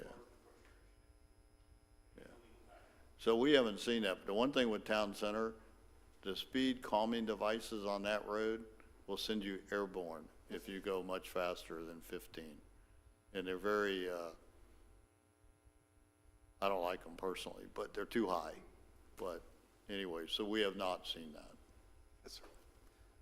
Okay, Sheriff, we really appreciate your time, and you guys, like everyone said, you do a phenomenal job. You're probably one of the most popular sheriffs in the country with the Green Roof Inn, and if you can keep, what is it, On Patrol out of here, we appreciate it. We don't need airing our dirty laundry on national TV every weekend, so. It is entertaining, though, and we know you have a lot of videos out there. Fortunately, they stay mostly in Volusia County because they have something to air. They don't have much to air here. It's like booked first day in our jail. They're not here that much because they can be here for hours and not get anything interesting. Yes, sir.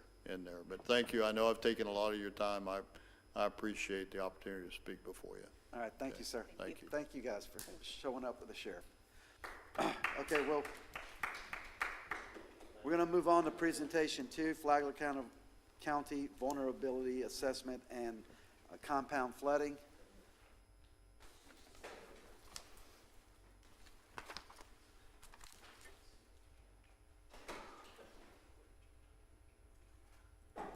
Friday night in Richland County, South Carolina. Danny Brown.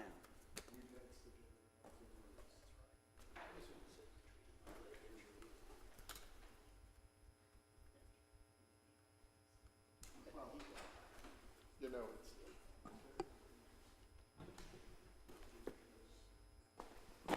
Morning, Mayor and Council. My name is Carmelo Morales, City of Palm Coast Stormwater Engineering, and I'm here to present Mr. Andrew Prokopiak. Sorry about that, Andrew. He's representing the Northeast Florida Regional Council. They have recently been working on a vulnerability assessment countywide, as well as a compound flooding study. So he's going to be giving us an overview. I believe they're still working, they're close to final, still being worked on. And we are stop number one of a series of municipalities that they're going to be presenting to. So with that, Mr. Andrew, please take it away. Thank you very much. I appreciate you having me here today. Yes, sir. Again, my name is Ange Prokopiak, and I'm the Senior Resiliency Planner with the Northeast Florida Regional Council. I apologize, my colleague Farah Alami is not here today to assist me in this presentation, but like Carmelo said, Flagler County is working on a vulnerability assessment and a compound flooding analysis. So what is a vulnerability assessment? Pretty much a vulnerability assessment is just a study undertaken to determine the impacts of flooding, which I know Palm Coast is definitely familiar with. This affects both the natural built environment, parks, green space, and structures, infrastructure, your downtown areas, your beaches, everything. So this is to get hard, concrete data on exactly how affected a lot of these things are going to be. So there's two main reasons why. There's the practical reasons. Well, you want to know how deep floodwaters are going to come at a particular type of storm so that you can properly plan. It allows you to prioritize resiliency projects, so you're not just throwing darts at a dartboard going, hey, that lift station looks like it needs to be raised, or we should add a flood barrier here. No, this is based on concrete, sound data. The other reason to do it is because it's a requirement. The state mandated that a statewide vulnerability assessment be conducted at the county level. So the good thing is that Palm Coast and all of the other municipalities within Flagler County do not have to do their own vulnerability assessment to become compliant. Flagler County incorporates all of the municipal data into their assessment. That doesn't mean Palm Coast couldn't go out and do their own vulnerability assessment, looking at either expanded flood hazards or looking at specific other assets that may not have been captured in the original data set. So I'm not going to read this. This is an exhaustive list. This is what the state of Florida determined a critical asset to be, and it covers everything from military installations to airports, parks, affordable housing, transportation, evacuation routes, bridges, rail lines. It encompasses as much as they could possibly encompass. So we have at the state level, there is now a comprehensive list of critical assets and their flood depths in each county that has completed a vulnerability assessment. So vulnerability assessments cover flooding. Well, there's a lot of different kinds of flooding. There's rainfall-induced flooding, which I'm sure some of you have heard, 100 and 500-year storms. And I want to make it a point, that does not mean you can not have another 100 or 500-year storm in the same year. That is just the probability of having one of those floods in a given year. You can have back-to-back hundreds, or 100 and a 500, or 100-year and then a week later 500, and then another week later 100-year storm. We've seen it here in the Northeast Florida region that you have multiple storms like this. And that just occurs when the ground is saturated and you have a whole lot of rain and water is going to travel the path of least resistance. The other type of flooding that's incorporated into the vulnerability assessment is storm surge. That's when you get a hurricane and it just shoves all that water from the ocean right up on the land. We're all very familiar with that in the Northeast Florida region. The other thing is that we all know about is the tidal flooding, or nuisance flooding, or sunny day flooding. You've seen it, it's a bright sunny day and there's a puddle of water covering half a road just because it was a really high tide. It was a king tide coupled with a whole lot of rain in the last couple days. We've seen that, of course, with some of the recent hurricanes in the last few years. The other thing that the state mandates we look at, while there's no formal guidance on how to do it yet at the state level, although that is being heavily worked on, is a compound flood event. And that occurs when multiple flood events happen simultaneously. And the problem with studying compound flooding is you just can't go, well, we're going to have 2 feet of water from this event and 4 feet of water from this event. Well, that means we're going to have 6 feet of water. No problem. Let's plan for that. No, the hydraulic changes are very intense on things like that. And so that is what we have been working on the last year, is a compound flooding analysis for Flagler County to determine what those effects of a compound event would be on the communities and critical assets in the area. So the other aspect of vulnerability assessments that basically gets folded in to each one of the previous flood hazards is sea level rise.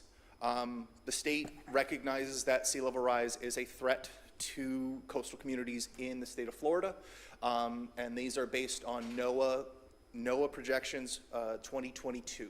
So as you can see, there's low, intermediate, intermediate high, and high. That means in our lifetimes, we're probably expected to see anywhere from 1 to 4 feet of sea level rise based on those projections. And so we take those models for the 100-year storms, the 500-year storms, the storm surge, the tidal flooding, and then we add these sea level rise projections based on 2040 and 2070. And we look at intermediate and intermediate low for sea level rise projections right now. A lot of municipalities, a lot of counties will go above and beyond and add additional sea level rise projections just so they have additional models in case, for some reason, that the low or intermediate low doesn't match what actually happens in practice, so that they have hard scientifically backed data to make informed decisions from. Okay, so the state has a couple of requirements and the state has a couple of recommendations. So the state requirements are data. You just need a complete list of all of that exhaustive list of assets. You need an exposure analysis, which is nothing more than looking at what depth of water you are going to see at each one of those critical assets. Is the lift station going to see 2 feet or 4 feet or 5 feet, what have you? And then there's a sensitivity analysis, which expands on the exposure. So the exposure gives you depth. Sensitivity gives you how affected that asset is going to be. So for example, the sensitivity of a green space park is going to be far different than the sensitivity of a historic downtown district with old buildings that will not bounce back nearly as fast as the green space or something like that. So we measure the sensitivity of each one of those assets based on a number of categories and essentially what kind of asset they are, and to know how fast they're going to bounce back, if they're completely non-recoverable in the event of a storm, something along those lines. So those are the 3 requirements by the state. The state also recommends community outreach and public presentation of the findings. Again, here I am doing that because the state didn't mandate it, but it is absolutely something we wanted to do as part of the grant program. And again, this is all part of a state grant program from the Resilient Florida Coastlines program. So Flagler County did not pay any money for this. This comes directly from the state as a state mandated item. The other things that are recommended are focus area workshopping by a steering committee. So this was done. There are some focus areas and focus categories that Flagler County selected. Transportation, the beaches, and critical infrastructure are the big 3 things that Flagler County wanted to prioritize in their vulnerability assessment and forthcoming adaptation plan. So, the Northeast Florida Regional Council partnered with Half and Associates to complete the vulnerability assessment portion of the project. And so we completed that at the end of 2024, and that the vulnerability assessment is available on the Resilient First Coast website. And you can go there at any point in time, look at the maps that were generated for Flagler County based on any of the flood hazards identified. You can look at asset categories, whether it be historical or architectural assets, or the critical infrastructure, transportation, or green space. You can look at any of those maps. They're all freely available. Again, the report is also available. That was done by the NEFRC and HAF, so you can view exactly what they found and what we found if you should choose. So the results of the vulnerability assessment highlight what we all know, that the tidal, storm surge, rainfall, and compound flooding events for Beverly Beach, Palm Coast, Flagler Beach, Marineland, and the rest of coastal Flagler are currently and will remain a risk from some of these hazards. This necessitates the need for the coastal communities to adapt to the current and future conditions, which is why we did the vulnerability assessment, so you know what current conditions look like with hardback data and what the future could bring. The vulnerability assessment also highlights the risk beyond the coastal communities. So the image here is of a 500-year storm for transportation assets in western Flagler. Yes, that doesn't really affect Palm Coast, but it definitely shows that water is going to move no matter where you are. So it's not just the coastal communities, it's the inland communities, it's everywhere. It is not an isolated thing. So I'm going to talk a little bit more about why I'm really here, is talk about the compound flooding analysis. So we partnered with Taylor Engineering to do a compound flooding analysis, where they took the data from the vulnerability assessment, and then they took USGS compound flooding data and developed a model. And as part of this model, they overlaid the vulnerability assessment along top of the compound flooding event, just so you can get a real clear image of what the difference and why it's so important to study compound flood events and why it's so difficult. So this image right here is again from Crescent Lake. The next image will be from Palm Coast. But the hashed marks, the hashed line outline is what the vulnerability assessment data shows. The blue is what the compound flooding event shows. So as you can see, it is far more exacerbated on a compound flood event than just a single storm event. So I want to make that very stark, that it's important to have multiple models, multiple sets of data, and weigh them all appropriately. So here is coastal Flagler. As you can see, that the hash mark is very clear, and then you can see where that hash mark ends, and then the blue continues on and in the event of a compound flood event. The analysis showed that there's a flood depth difference of almost 5 feet in some areas against certain scenarios against the standard vulnerability assessment. So that is 5 feet of additional water that was not accounted for in the original vulnerability assessment.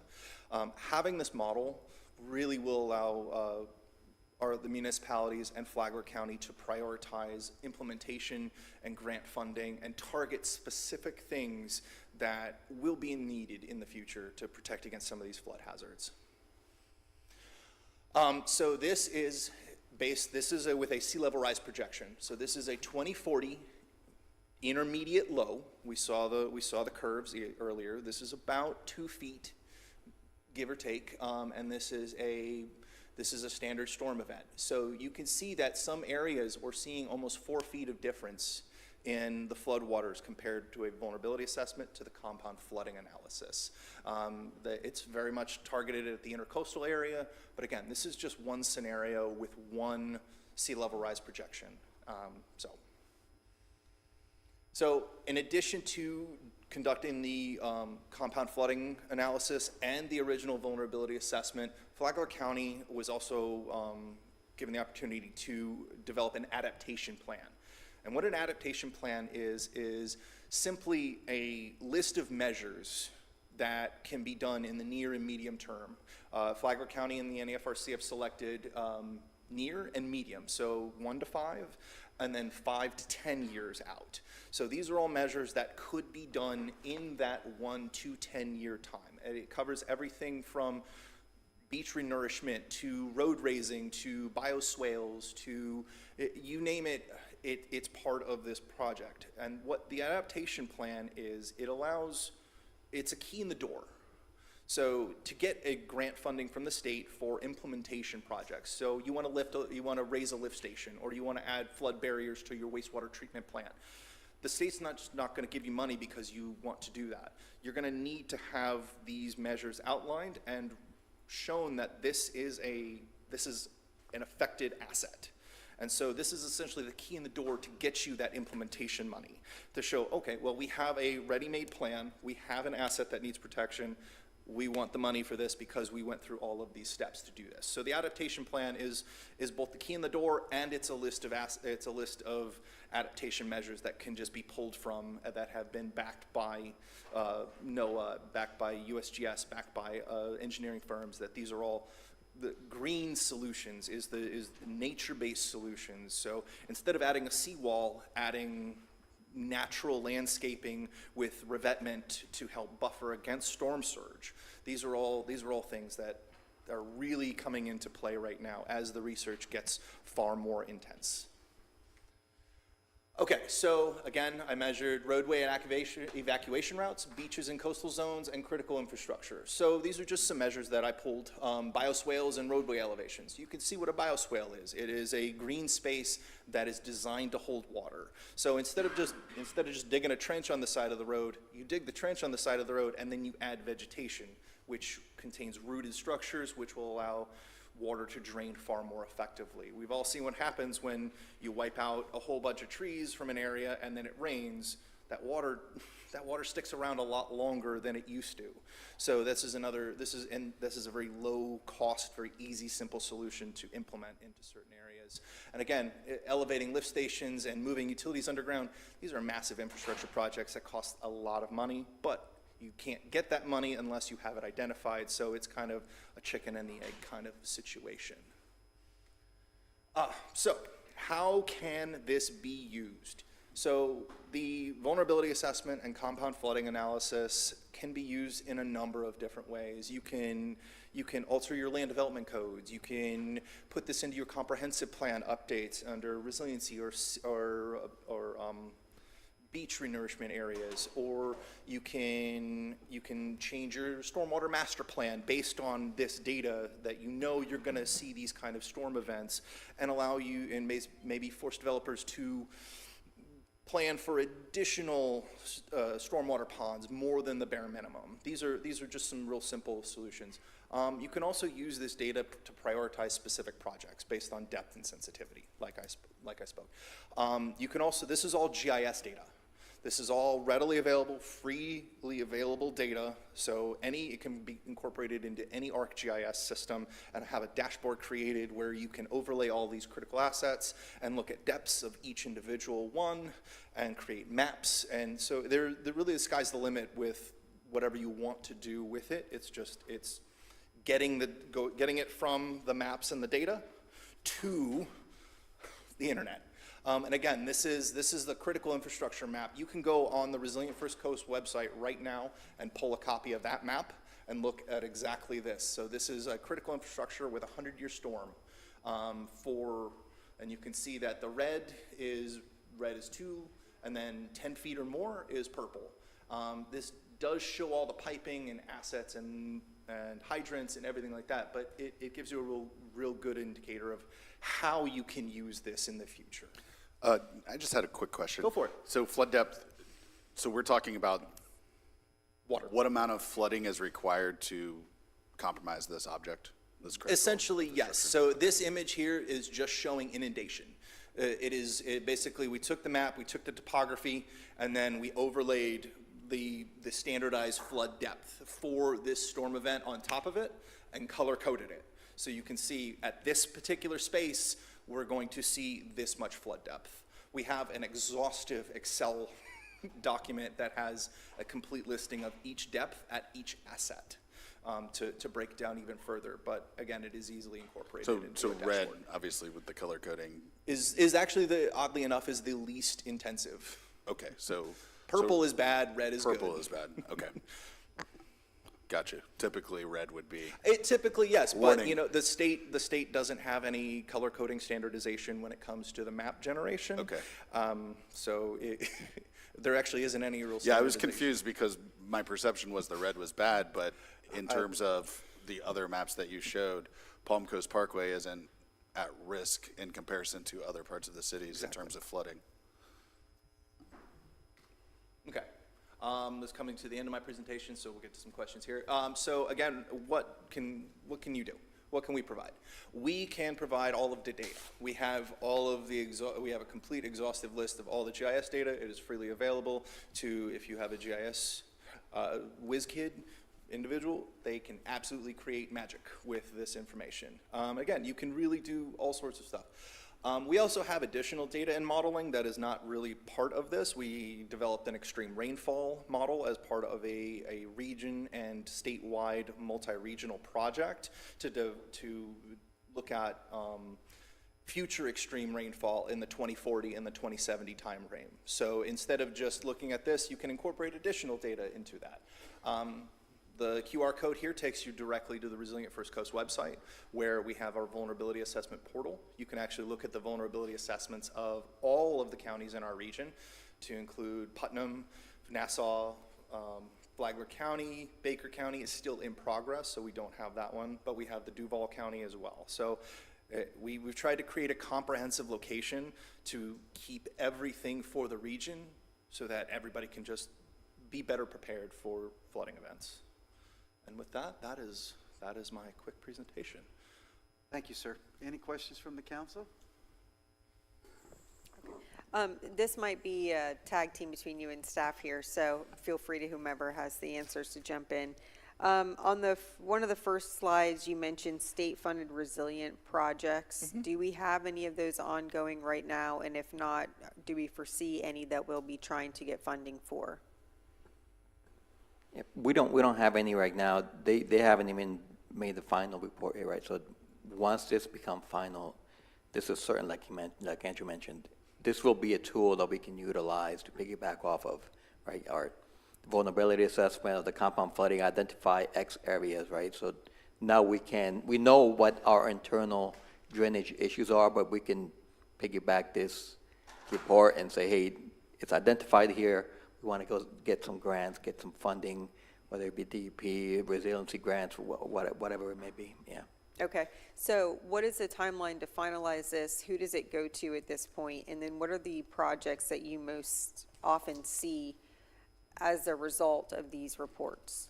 So this is still really in its infancy in our region. Only a couple of locations have really even started the adaptation planning process, and Flagler County, is my understanding, is the first one between Putnam and Nassau County to even conduct the compound flooding assessment. Duval County is working on a real-time compound flooding methodology, but that is not yet ready for prime time. So this is like the tip of the spear here as far as adaptation and implementation planning. But a lot of times this is used to target specific assets that, again, boots on the ground, you know where your drainage problems are. You know what floods on a regular basis, but you can't go to a grant funding entity, either the federal or state or other entities, and go, hey, we know this floods here, give us some money. No, this allows you to have a scientifically data-driven grant application to show, hey, no, we have 4 lift stations that we know flood on a regular basis, and we need to elevate them, and this is why we need to elevate them. We have concrete knowledge that, yes, it does flood here based on boots on the ground, and then we also have the data-driven science to show that these are incredibly sensitive items, and they are at risk, and we want to prioritize these projects in the future. So most of the time, this is wastewater treatment plants that are going to be targeted first. Roadway raising is really expensive, but that is a major thing that a lot of places are tackling. A lot of places are using this to jumpstart a complete countywide hydrological study to determine exactly where water is running. Yes, this just shows where the estuarine like water goes. I hope that answered your question as best I could. Thank you. No. So what is the timeline then to finalize Oh, this will be done by the end of the year. The compound flooding report will be available in December. Okay. We're finalizing the adaptation plan right now, but the compound flooding report is complete and done and is available. That was done by Taylor Engineering for the Northeast Florida Regional Council. Okay, thank you. Then the other question that I had, and this is probably more for staff, and this is more of like can we kind of keep it on our radar type of thing. We know, and you mentioned it, more concrete, less trees equals more flooding. We still have over 4,000 infill lots that are ready to be, or that can be built on. And I've mentioned this before, but have we taken a serious look at whether or not we can use any type of funding to purchase strategically placed infill lots to continue to be places where water can run off to, rather than building houses on them. Because I think that there are probably, there's one near me actually, they're less than ideal to build on. They're not very appealable lots. We could probably get them for a cheaper amount of money, but they could provide space for water to run and drain rather than putting in more concrete and Would creating we more flooding. modify these in any way I don't know. to create capacity or whatever the Yeah, case I'm not is? sure. Maybe. I mean, I he can answer mentioned that it. at a little bit of a regional level. There are some major initiatives in the region. I can speak to one that I'm familiar with is the CLAM project up in Nassau County, which is the Conservation and Land Management Program. And basically what that does is that the county like solicited the entire county on specific land that should be purchased and put into conservation for both a recreation and drainage purposes, and it stays in basically forever. And so that is something that a number of the municipalities and counties in the region are actively looking at, is buying land for the purposes of permanent drainage use in conservation. Wetlands and salt marshes drain more than any other kind of necessity. So keeping as much wetland as possible as part of some of these developments would be a priority, because that's, I mean, but adding any sort of rooted structure or greenery goes a long way in helping flood mitigation. No, and I appreciate that, and we've seen it.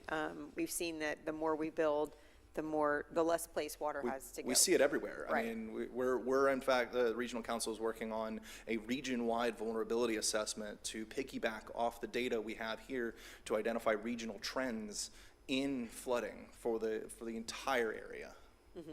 Yeah, no, thank you for that. So is there anything like that on our radar? It's not on our radar, but it will be.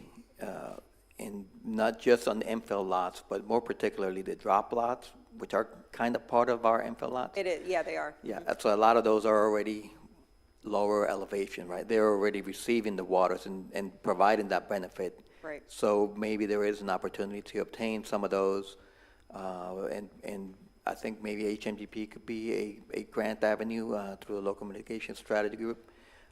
That could be a possibility that we could start introducing that. They're already serving as that, right? It would be awesome to just acquire a lot of those lands and just put them in conservation, just have them continue. But kind of marrying that with this study and what our stormwater master plan is already telling us, we know some areas that potentially could use additional capacity. And this is probably what Mr. Miller was talking about, was do we have to do anything to it? There may be some lands that are already higher in elevation that you can turn, create ponds, create capacity, divert some stormwater blockages, right? So there are stuff that we can do, but it has to be all kind of married together, where we have to take our master plan and do it, right? It has to be done, it has to be studied, not just. Yeah, so we can just keep those in mind. Correct. Drop lots, infill Yes. lots, whatever it may be, as we're looking at all of this holistically, let's keep that in mind, that those could still be a resource for us as well. Agreed. So, thank you. I just had something to add. Based on our conversations with DEP and Tallahassee, a lot of what's discussed in this study are the key words that they mentioned in terms of their grant programs for wastewater, stormwater, et cetera, water quality, flooding issues, things like that. So I think this is a step in the right direction in terms of having the correct data to back up the request for funds from the state when it comes to that, when these grant programs become fully operational, let's say, because they've been restricted in some ways in the past. So, I think it'll help us to access some of those dollars. And I'm sorry, I had another question, because you mentioned the west side, actually this slide right here. When you all do the vulnerability assessments, do you take into account evacuation routes? That is considered a critical asset for the state. So evacuation routes are measured, absolutely. And then do the studies also take into account rates of growth? The study projected doesn't, growth? the study doesn't account for projected growth, Okay.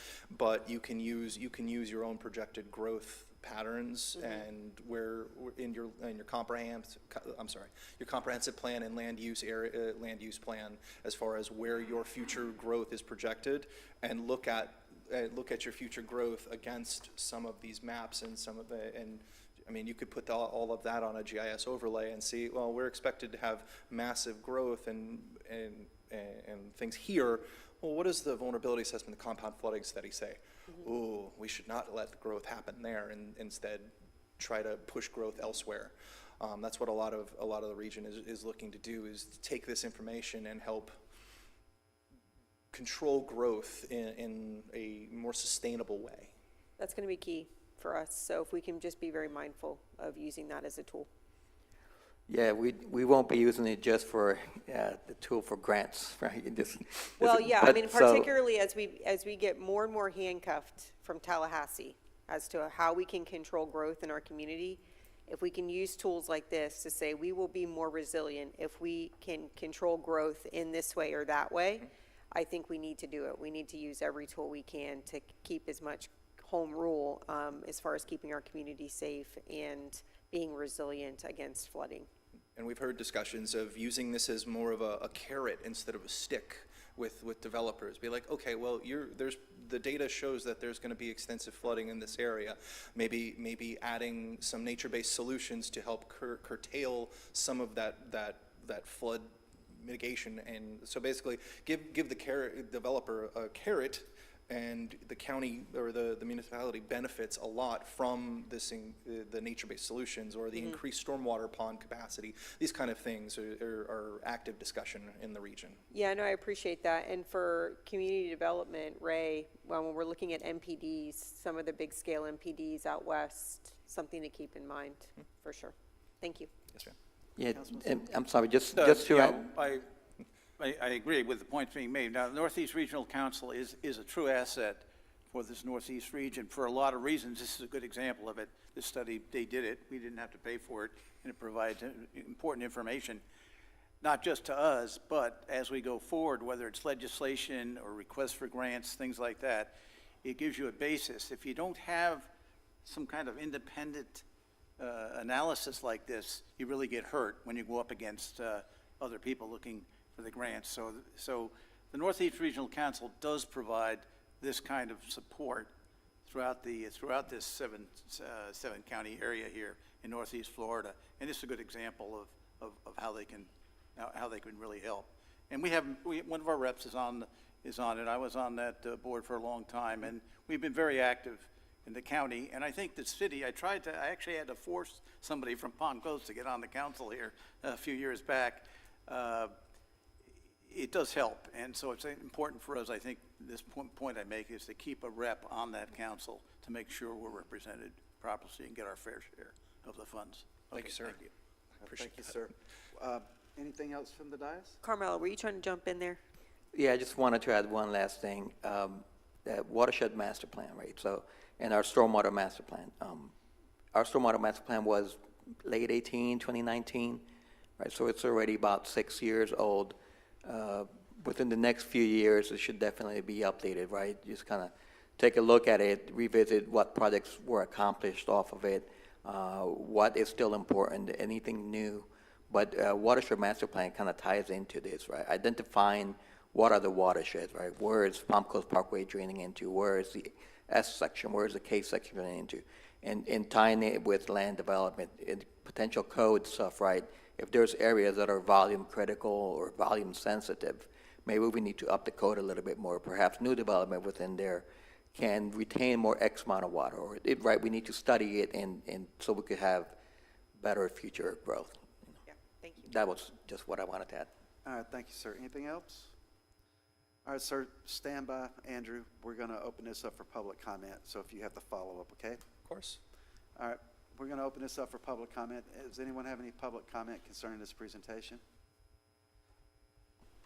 Good for you, Andrew, no follow-ups. All right, we'll bring it back to the dais. Any closing comments for Andrew? Okay, thank you, gentlemen. We really appreciate it. Thank you, guys. Thank you very much. We're going to move into presentation 3, proprietary funds budget.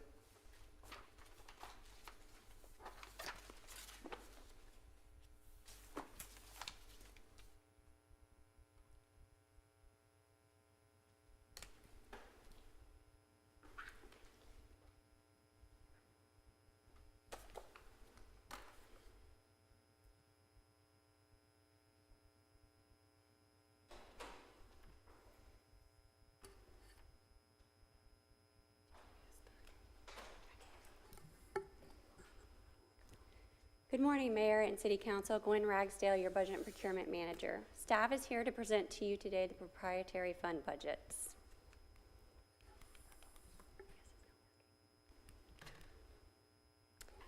Presentation overview for today. Your operating budgets for stormwater, water and wastewater, building, collection and sanitation, and information technology enterprise fund. The capital budgets for stormwater, water, and wastewater will be presented in August. Council received the detailed worksheets last week for the budgets that will be presented today. So now I will turn it over to the presentation to Director Carl Cody, who will present the Stormwater Management Fund budget. Thank you, Ms. Ragsdale. Okay, good morning. Carl Cody, Director of Stormwater Engineering. So I know you heard from us recently. We gave an overview of our stormwater department. So we put together just a few slides today, kind of hitting some of the key points. And this slide highlights some of the accomplishments that the department has so far this year. You'll notice in the presentation that the operations division has been eliminated, and the inspectors from the operations division were reassigned to the building department as residential site inspectors. These staff were funded with permit fees that were collected, so they weren't being funded by the rates of stormwater rates, just to make that clear for everybody. This move provided more support to our inspectors and provided efficiencies and workload. And with that change, we took one supervisor and one manager position and reclassified them to boots on the ground positions. So we're able to get more efficiency and get more work done in that regard. So, back on July 8th, we went into more detail on these specifics, but those were the highlights from that presentation. So regarding the proposed budget highlights shown here on the slide, when the rate study was done in 2023, it indicated the creation of a concrete asphalt crew. This crew will be performing repairs to both the concrete and asphalt structures after pipe replacements are made. In addition, the crews will repair spillways, culverts, head walls, and other structures in need of repairs throughout the stormwater system. Having a dedicated crew for this work saves considerable amount of time in restoration of the work zones, and it is a 5-person crew. 2 of those FTEs were part of the reorganization that I mentioned on the previous slide, so the new budget has 3 FTEs, and all vehicles and equipment were purchased and have been delivered. We're also asking for 2 additional FTEs in the upcoming budget. These positions will complete the hybrid crew. That's our hybrid swale ditch crew. A normal swale crew consists of 6 to 7 people. The hybrid crew created was a 4-person crew. With the addition of these 2 FTEs, we can have a full-time crew working simultaneously with trenching the swales and clearing the interface between the ditch and the swale. So it will create a more efficient rehab of the swale work.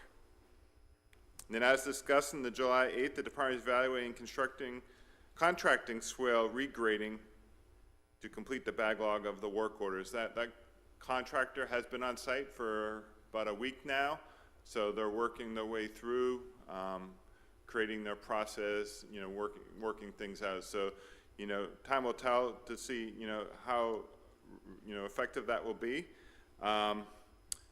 So we did include some dollars in the upcoming budget to continue those work efforts next year if the work makes sense, if it's cost efficient, if the work product is good.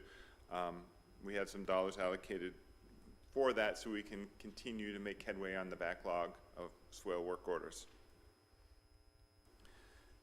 So on the next slide, this goes over the FTE changes. So, as discussed previously, 6 positions were transferred to the general fund as part of our mid-year reorganization. In addition to the 6 FTEs, 7 positions were transferred to the Stormwater Engineering Division, and 1 was transferred into a vacant position in the Stormwater Engineering staff as well. The remaining positions were transferred to Stormwater Maintenance. There's 5 additional FTEs requested in the upcoming budget to fill the concrete asphalt crew and the hybrid crew, and so overall it results in 1 additional FTE change from this year. So in looking at our revenue, so looks like a big change, but in '25 we had ARPA funds that helped fund the London Waterway project, and we also had our stormwater loan. So once you back that out, revenues have a slight increase from the current year. So the overall summary, you can see with the proposed changes in staffing, we actually have a reduction in budget by almost 2%.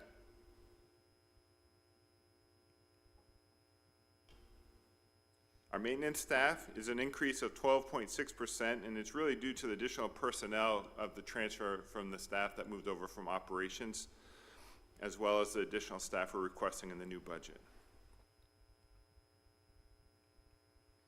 And then in operations, you can see it zeroes out next fiscal year with staff shifting to general fund, building, engineering and maintenance, and stormwater. And then in engineering, the biggest change is really addressing the additional staff that moved over from operations. And then our non-departmental includes some costs for debt service costs that were part of the loan that was obtained. So not much change in those altogether. Any questions? Thank you, Carl. Any questions from the dais? Councilman Miller, do you have anything? No, I was just going to reiterate the changes that we're seeing in regards to some of these large percentages, going down 100%, going up 60. Doing the math, most of it is accounted for by just transfers of personnel from one to another. Is that correct? Correct. I'd be interested to see what that looks like if you back those out. I know, as part of this, it's not on there and we can easily do the math, but just for the public's visibility, I know we probably can't do that today, but just so we can see, okay, if you back out this personnel transfer, it's really just a 2% increase over last year's budget, or maybe it's a minus 3%. So it doesn't seem so extreme. I know we have to reflect what's actually happening, but just to see that, or maybe a note at the bottom, just to show what those percentages may if you look go like. back a few slides, this slide here, so you can see maintenance went up 1.45 million, operations went down almost 2.2, and engineering went up 810. So if you add the 810 and 1.45, it's like 2.3, so it went up a couple $100,000 over current budget. This is a good representation. Thank you. Maybe you said this and I missed it, but why did we do the transfer of the 6 to the general fund rather than stormwater? There's many reasons. A lot of things that we're doing were tied to the building permit function, with occupancy, with site grading. It was a lot of work outside of the stormwater system because a lot grading, drains to the swales. We are still doing the culvert pipe surveys and the design of the culvert pipes, and all of that work is still being done by stormwater engineering. So the surveyor stayed in our entity, but building official with stop work orders, dealing with the contractors. It made sense. The site development inspectors are in planning that do site development inspections, and residential site inspectors being underneath building official made more sense since they were doing more permitting functions rather than stormwater functions. So shouldn't there be an interfund transfer then to account for? The revenues, the revenues that were coming into stormwater for those staff are now going into the community development fund because they were being paid by permanent fees. Yeah. So those permit fee revenues are now not coming to stormwater anymore, they're going to the other department. No, I understand that, and I appreciate that clarification, but I'm referring, so let's say, are all 6 of these employees, is 100% of their work now no longer serving the stormwater function at all. Correct. Okay, so there's nothing that previously was stormwater related that these 6 employees will be doing? Correct. Doing both types of function at one time. They were doing citizen work orders, but due to the workload of the permit inspections, that had to be transferred to other staff within stormwater. So they were only doing permit inspection at the end of the day, and that's when we had to start having those discussions about moving them over. Got it, okay, thank you.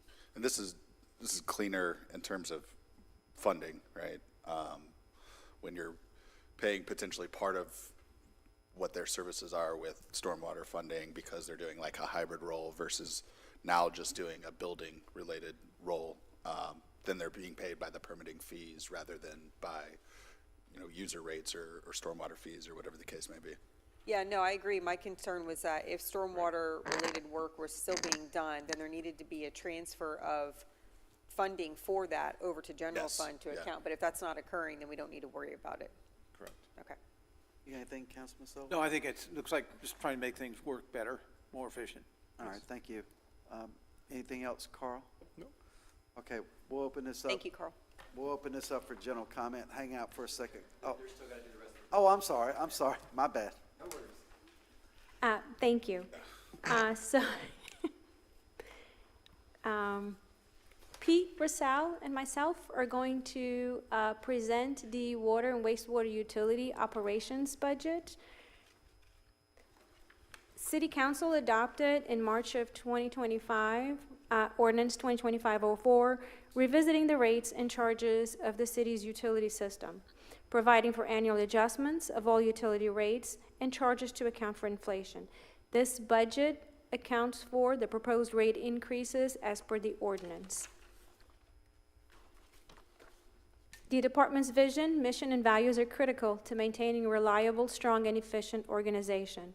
The mission is to provide essential high-quality water services, meeting community needs while protecting public health and the environment. We will review in detail the department's operational budgets and expected revenues.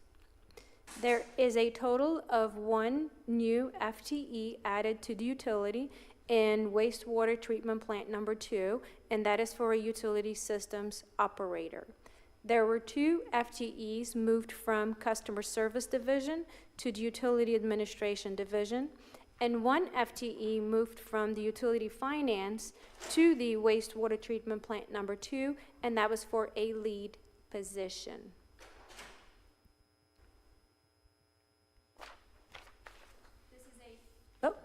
This is a big picture view of utility fund revenues. Overall change is approximately 16.9 million or 23.7%. Charges for services increase was calculated based on the recent utility rate study. These rates are to support the capital investment as identified by council. We will review the R&R transfer and debt service in the non-departmental portion of the budget.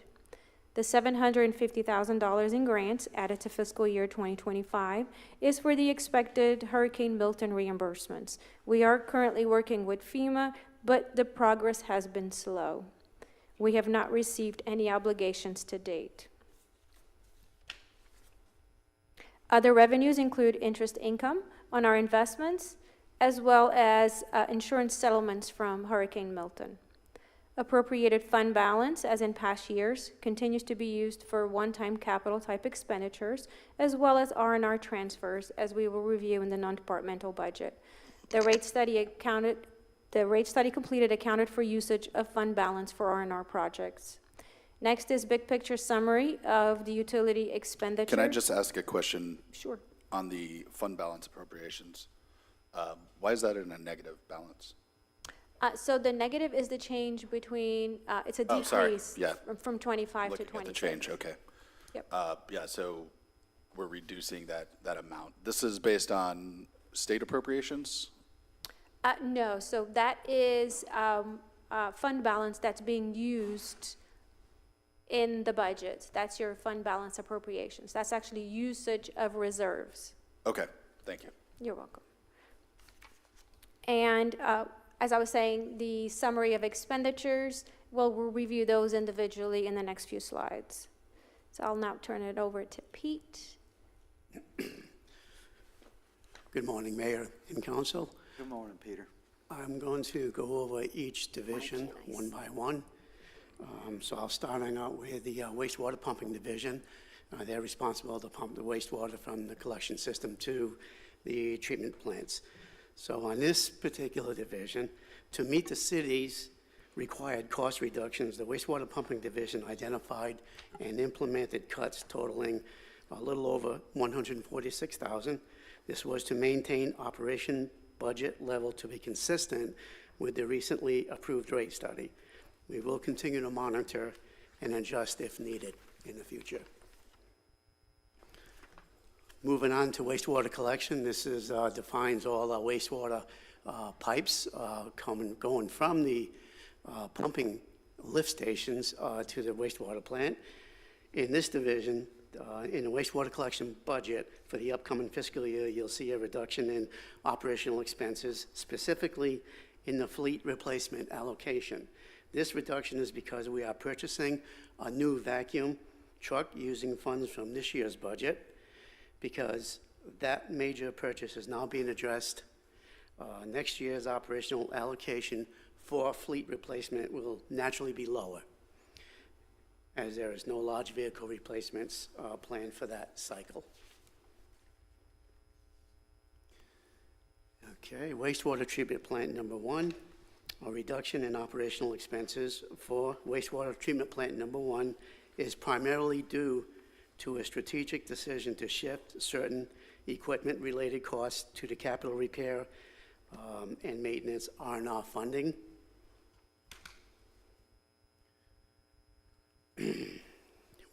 Wastewater treatment plant number 2, we will be reestablishing a previously frozen lead operator position to support operations and provide additional oversight and technical expertise. Second, we are adding a new operator position to accommodate the fact that we will be treating a higher volume of wastewater.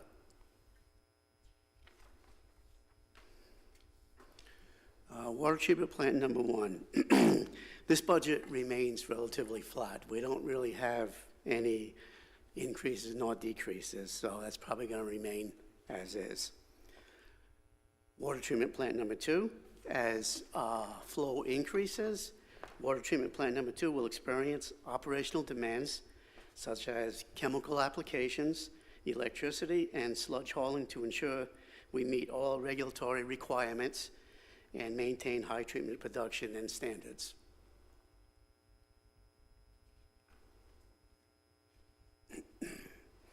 Water treatment plant number 3.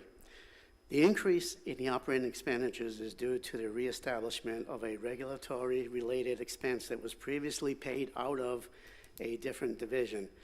As part of our ongoing effort to improve budgetary transparency and accuracy, we are reassigning that expense to the correct division where the service will be performed.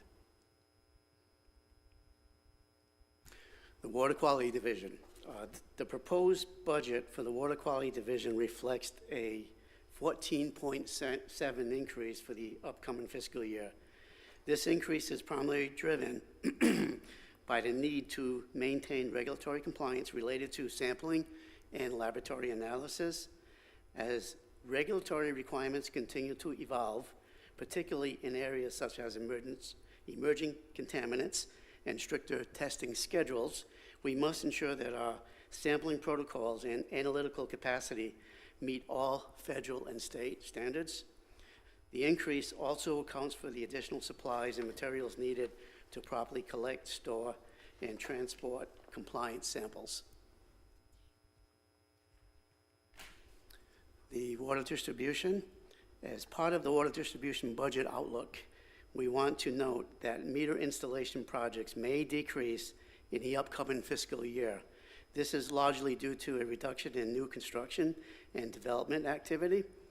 With fewer new homes being built, there's less demand for new water service connections and therefore fewer meters needing to be installed. We also have a surplus of about 2,000 water meters by the end of this fiscal year in stock and inventory. So before we move forward with the other slides that I'll be presenting, does council have any questions for Pete? I just had a question about we talked about I think it was a regulatory cost that was transferred from another division. Which division was that transferred from? It was in water quality, and that's been like that for so many years. And the cost for that was roughly $7,500, and that was for the industrial waste discharge permit for Plant 3. And so we decided to put it where it belongs. And then this is not budget related, but those pilots that were going to happen at Water Plant 1. Yes. When are they scheduled for? They're pretty much done. One of them's completed. Oh, we've completed them. Yes, and it's just our engineering firm is, the consultant is analyzing the results for the clear box for the Yes. filters. We're still in progress for the ozone, potential ozone, for the 30% bypass and granular activated carbon, which is helpful for removing organics. But so far, I don't have all the results yet, but so far we were able to reduce the turbidity from the filters, which is kind of a problem, from coming out of the filters, the effluent from the filters, which was roughly about maybe 1 or 2 NTUs to like 0.01, if I remember correctly. So if this goes through, it's going to help tremendously for our water quality for that area and for that plant. Good. I'm happy to hear that because that's the aesthetic quality of the water that's served for the residents that's served by Water Plant 1 it's always been kind of an ongoing complaint, so to speak. So we'll be very happy to see where we can go in the future to institute this and try to make those residents happier about their water. We expect good results from those pilot studies. Sounds, based on what you said, it sounds like there's great results. And there's other phases of improvements in that plant that's scheduled for next year. Gotcha. You have anything, Vice Mayor? I don't. Councilman Sullivan? Nothing more? Nothing. I don't really have anything for you, Pete. Well, this is unrelated. The talk about the Ritz-Carlton going out on the Barrier Island. You know about that, right? No. The Ritz-Carlton, how many buildings are they going to be building? Anybody know? Yeah, I know that. Yeah. Well, can you check into that? I'd like to know, well, I'm assuming the water's going to have to come from us. Sure. I'd like to know what kind of impact that's going to have on us moving forward. Okay, correct. Have you heard about it? I have Pete? not, but I will find out about it, and I'll Okay. get back with you on that. Thank you, sir. You're welcome. Thank you, Peter. Thank you, Pete. We will review the utility administration budget. There are a few changes in this division. There were 2 positions transferred from customer service for approximately $166,000. We're also funding the recently hired utility director, as well as accounting for regular salary and benefit increases. The decrease in operational expenditures is related to decreasing amounts allocated for consulting services related to projects, as well as decreases in repairs and maintenance. The decrease in the customer service budget is a combination of the 2 positions transferred to admin. The interfund transfer was a one-time fiscal year 2025 expenditure for IT improvements related to Amazon Connect, and an increase in operational expenditures as it relates to the allocation of facilities from the non-departmental budget. The decrease in utility finance budget is related to the accounting position that was reclassed and transferred to wastewater plant number 2 for a lead position. Utility construction management engineering has been moved to the utility capital projects budget due to 100% of its staff time being spent on capital projects. You will see those at the next capital projects presentation. For utility non-departmental operating expenditures has decreased by $1.1 million. $232,000 reflects removing the facilities allocation from this budget to be directly reflected in each department's budget. This allows for better alignment of costs and provides a better tool to determine total cost by function. $338,000 for the reduction of the electronic fees, and the balance is related to allocating professional services to capital according to the rate study. Oops, sorry.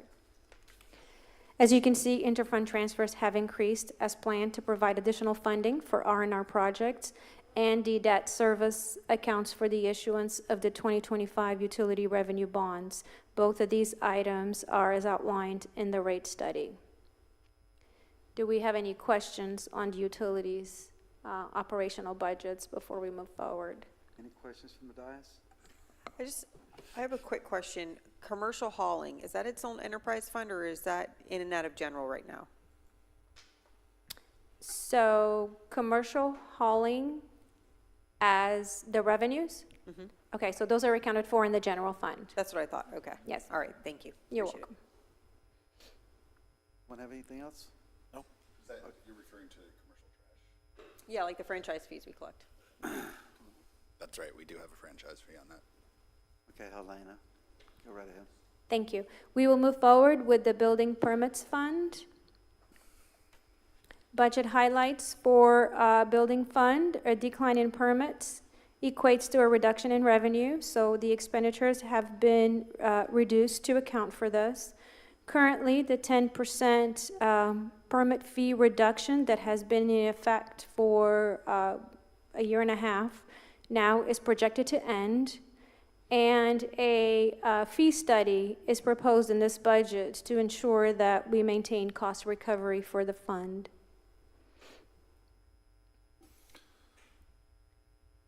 Currently, there are 25.63 FTEs in the building fund. For fiscal year 2026, that will be 25.33. The reduction of the 0.3 FTE is the result of the transfer from this budget to the code to better align the administrative tasks as discussed last Tuesday when we reviewed the code budget. Total budget for building for fiscal year 26 is $3.7 million, a reduction of 10.2%. The decrease in revenue is due to decline in permits and the elimination of the 10% fee. The decrease in personnel service is due to moving the 0.3 FTE, as well as currently freezing 2 positions, the deputy chief building official and the building inspector position.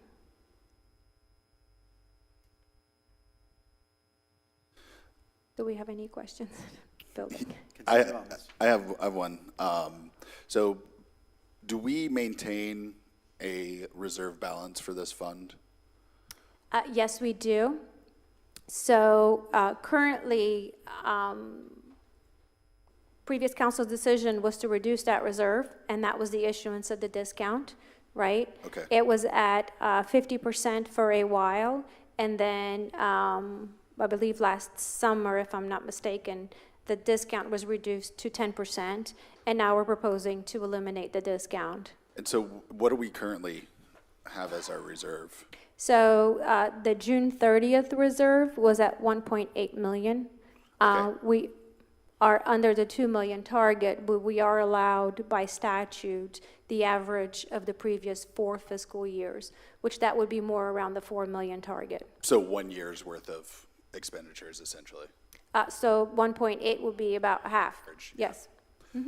So right now, we're basically carrying about 6 months worth of reserve in case of, a natural disaster that halts all construction, things like that. So I don't know what everybody thinks about that in terms of the percent.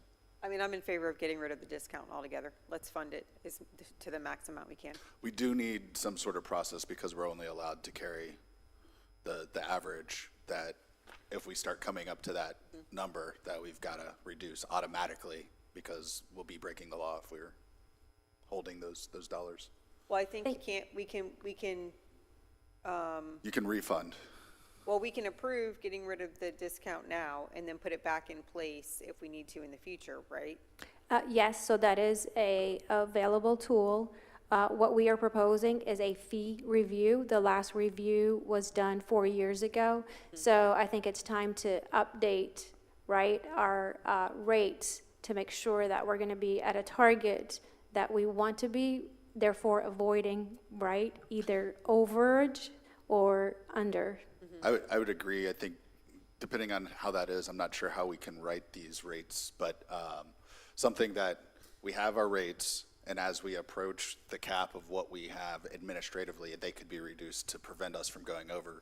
Trying to keep us as close to 100% of our reserve as possible without I thought the reserve going was over. to get it to a one-year reserve. Is that Correct. Yeah, right? correct. That's what we're trying to do. Yeah. Right. Why were we gonna get, Yeah, I know just the issue is that like you get close to that and then we have to have another meeting where we then direct and have another resolution or something go through to reduce the rates, and then we keep doing that back and forth. Right. I wonder if there's something that we can do that's automatic so that it just administratively happens, that we keep it as close to 100 as possible. Like if it gets at 90%, we cut it off. Yeah, like we've dropped the percentage of the rates, give a discount on the rates so that we're not going over 100. So then, Helena, do you need direction from council as far as getting consensus to eliminate the discount now, and then doing the rate study? I think that's what we would propose as staff, yes, would be to eliminate the 10% discount. I think there is a notice, a 60-day notice that needs to be provided by the chief building official, and updating the calculations in the next fiscal year. And if you're looking then for different types of options and how you'd want to implement, or at what you want to set your target to be, do you want to do the 4-year average, below the 4-year average? We can have those discussions when the rates are presented. And then if you need to come up with a tool, right, just like you were saying, guess the 90%, what's our action, right, or guess the 80%, what you want to see, we can also bring those to you. Okay. Good. So do we So have we that? have consensus? Yep. Okay, thank you. Thank you. Helena? Now we will move over to collections and sanitation, and Director Matt Mansell will present that budget to council. Good morning, Matt. Good morning, Mayor and almost council. How afternoon. are you today? Matt Mansell, your Director of Public Works, and I'll be going over the FY26 Collection and Sanitation Fund. The current number of FTEs in that division is 3, and that is this last year we added the 3rd, but remaining the same for FY26. That 3rd would be the commercial compliance officer that was added with that program that I just presented, or that Alyssa just presented to you a couple of weeks ago. So again, this is the first full year with that FTE, so you'll see that in the personnel services line. In addition, we do have an annual CPI that's added to this. So this year we took a look at the June to June CPI, and it was at just over 6%. However, our contract is capped at no more than 4% CPI year over year, and that is only to the collection component of our rate. So it's actually about a 3% increase overall to the rate. So our rate would go from $33.30 to $34.37 a month, and the numbers that we're utilizing for our residential accounts for the end of FY25, we're looking at around 45,962 residential accounts that we service, and we're expecting 48,660 by the end of FY26. And pending your questions, that's the collections budget. Thank you, Matt. Any questions from the dais? I do. So by law, does collection sanitation, does that have to be its own enterprise fund? So because it is supposed to be cost recovery, it is considered an enterprise fund. Because you have charges for services. You're not funding it with taxes. So when you think about your governmental funds, you're funding those with taxes or grants or specific revenues. When you move over to the proprietary fund area, you're actually charging for the usage. Okay, so by law, then it does have to be its own It would enterprise have to be fund. its own, yes. Okay. Thank you. You're welcome. Any other questions? Any other questions from the dais? No, thank you, Matt. Thank you, Matt. Thank you, Matt. Director Doug Akins will present the IT Enterprise Fund budgets. Good morning, Doug. Good morning, Doug Akins, IT Director. The IT Enterprise Fund is made up of revenues from our cell tower leases as well as services related to dark fiber, such as what we provide to Flagler Schools and other partners. This fund funds 1.5 FTE. We are not requesting any FTEs for the next fiscal year. We're expecting a decrease in revenue next year based on the expiration of 2 contracts related to fiber services. This decrease is slightly offset by increases in revenue from the new cell tower leases that council approved in the past year, as well as normal contractual increases to existing cell tower leases. One of our focuses over the past couple of years has been inventorying and documenting the assets related to the fiber network. Our approach has been to do as much of this in-house as possible, but we're now at the point where we need some expertise to come in and find some assets we can't locate and also do some more technical things. So we have budgeted some funds in this year's budget for that. As part of that documentation of the inventory, we're also finalizing a strategic plan for areas that we need to repair or close gaps in the network to better support city operations. And so we've also put funds in repairs as well as capital outlay to support those efforts. The rest of the items are just routine operational and maintenance items in the budget. Do you have any questions on the IT enterprise budget? Question? Can you just talk about the capital outlay again? I think I missed part of that. Sure. So we, as part of the inventory and documenting the city's assets, we're creating a long-term plan for areas we need to improve the network or close gaps. So we set aside funds in the capital outlay to prepare for that once that plan is finalized. Thank you. Anything else for Doug? Thank you, sir. Thank you, Doug. Thank you, Doug.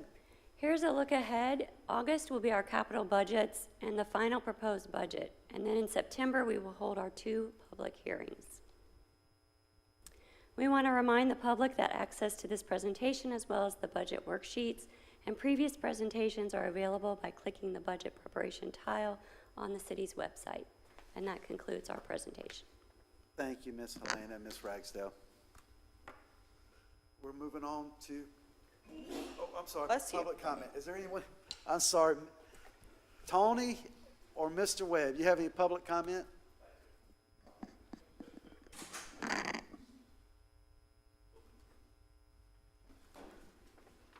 Almost good afternoon. Tony Amaral, City of Palm Coast. So a couple things. Number one, it's a lot of budget to get 3 minutes of conversation over. But there were 2 things that stuck out to me. Your water department, your building department are both reducing expenditures and receiving less revenue because they are expecting less construction. So that kind of contradicts your extraordinary circumstances that this board has passed impact fees on, because you have literally just started reducing budgets because of these items. The other thing is, let's be clear as to why those building department reductions were in place. It's because the building department was over their allowed reserves.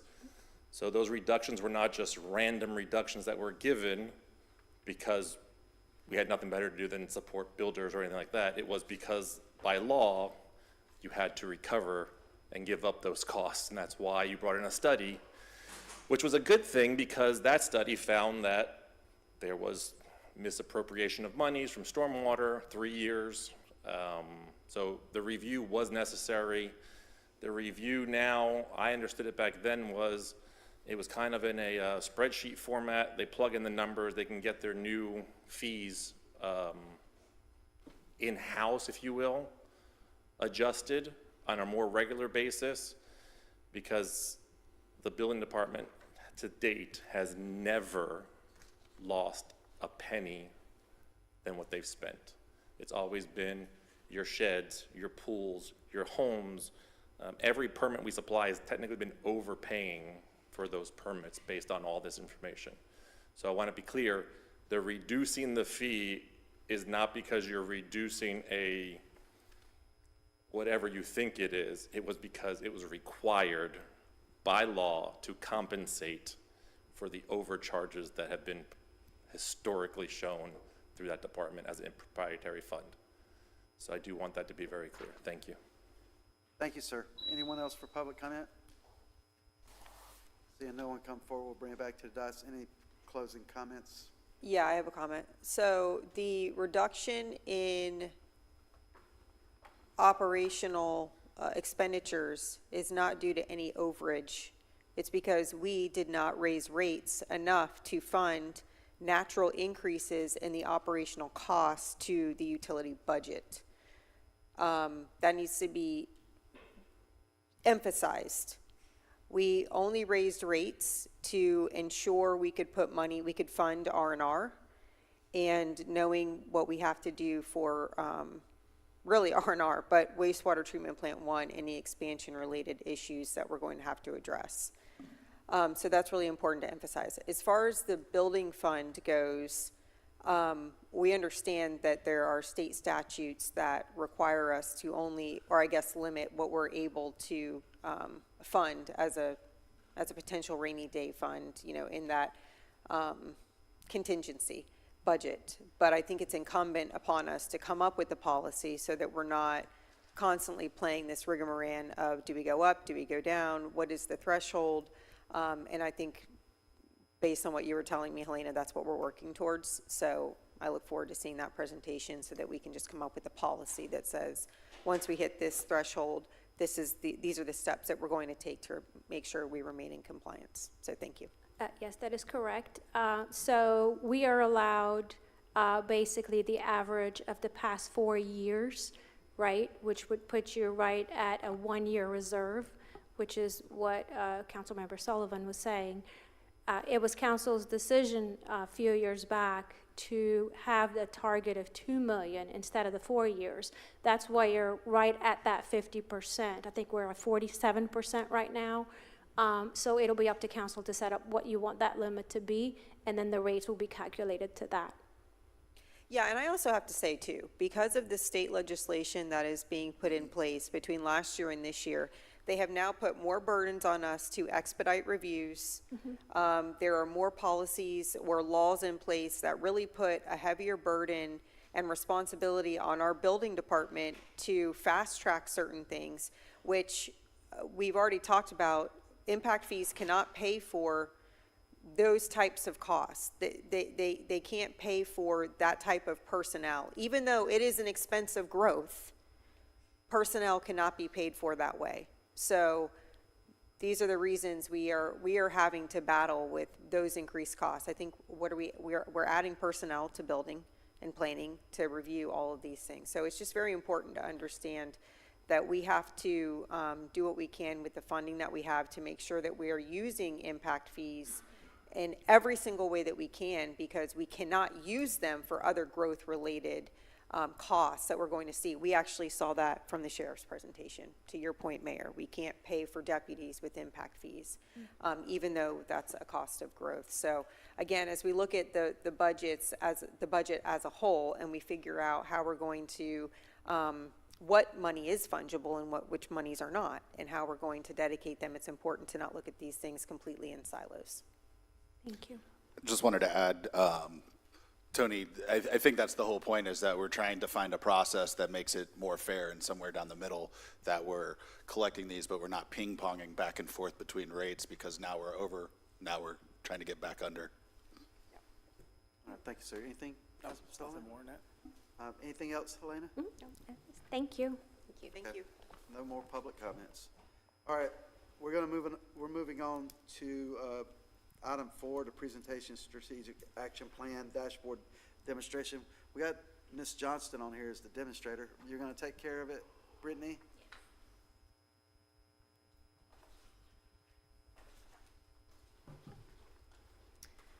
Good afternoon, Mayor and City Council. Brittany Kershaw, your Director of Communications and Marketing.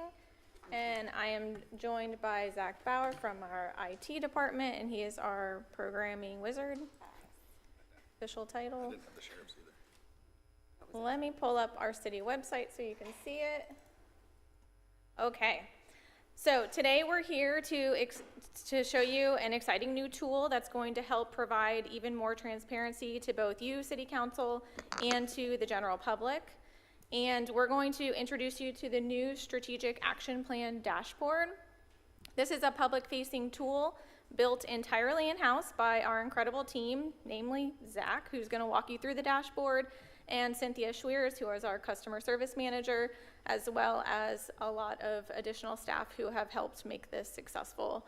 It is built to keep residents, staff, and council informed on your 11 strategic action plan priorities. And the dashboard is easily accessible by visiting our city website, palmcoast.gov. And if you scroll to the bottom of the website, you'll see our tiles at the bottom. And the SAP priorities tile is the one that'll take you to that new website. So once you get there, there's a walkthrough video that takes you through our fiscal year 2025 budget, and it shows how your strategic action plan priorities have funding decisions attached to them. And this is for the current fiscal year, and once you adopt the fiscal year 2026 budget, the video will be updated to show those new data points. There's also additional supporting materials. It has our vision and values and our mission statement. It also has your 2024 to 2028 City Council SAP packet, which has all of the priorities and some additional information. It has the most recent annual progress report. It has your legislative priorities, and it also has the ability to view some accomplishments by department on that page.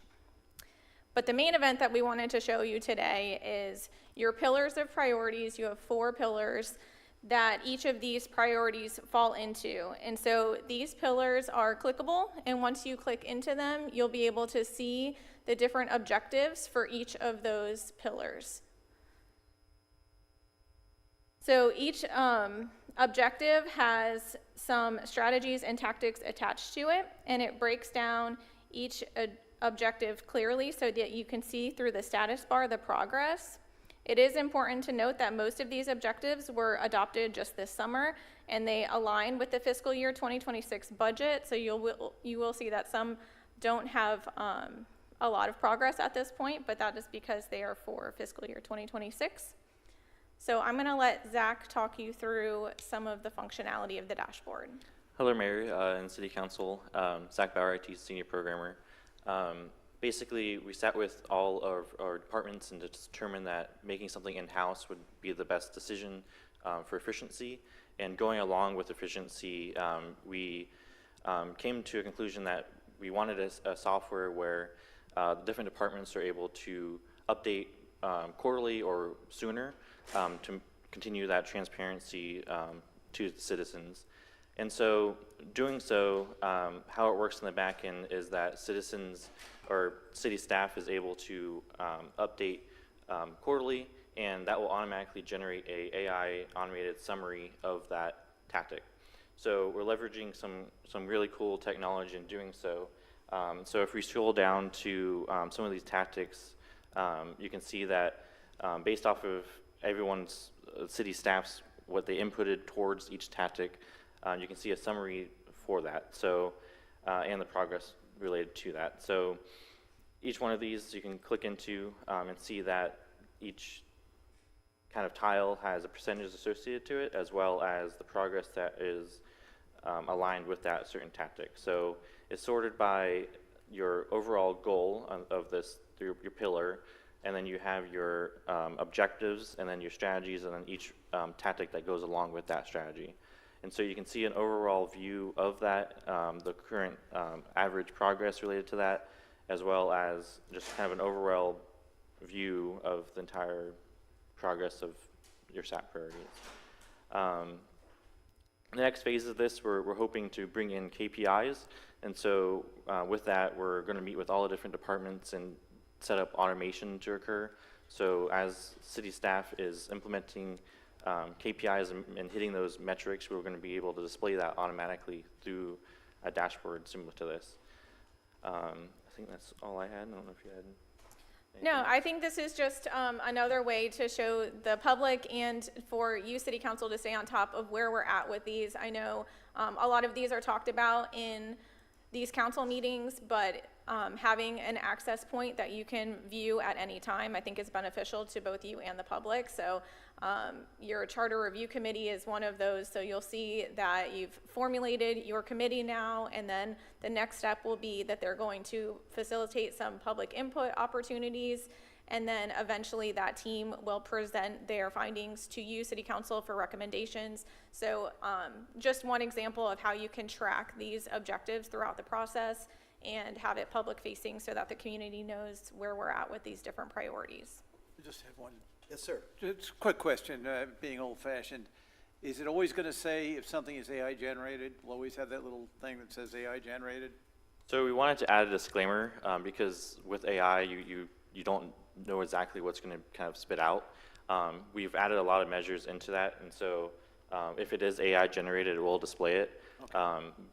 How that works is that city staff will import their progress updates, and they're always monitoring that. And so while they are importing the update, they can edit the AI summary or approve it or deny it, whatever, and change it appropriately according to that.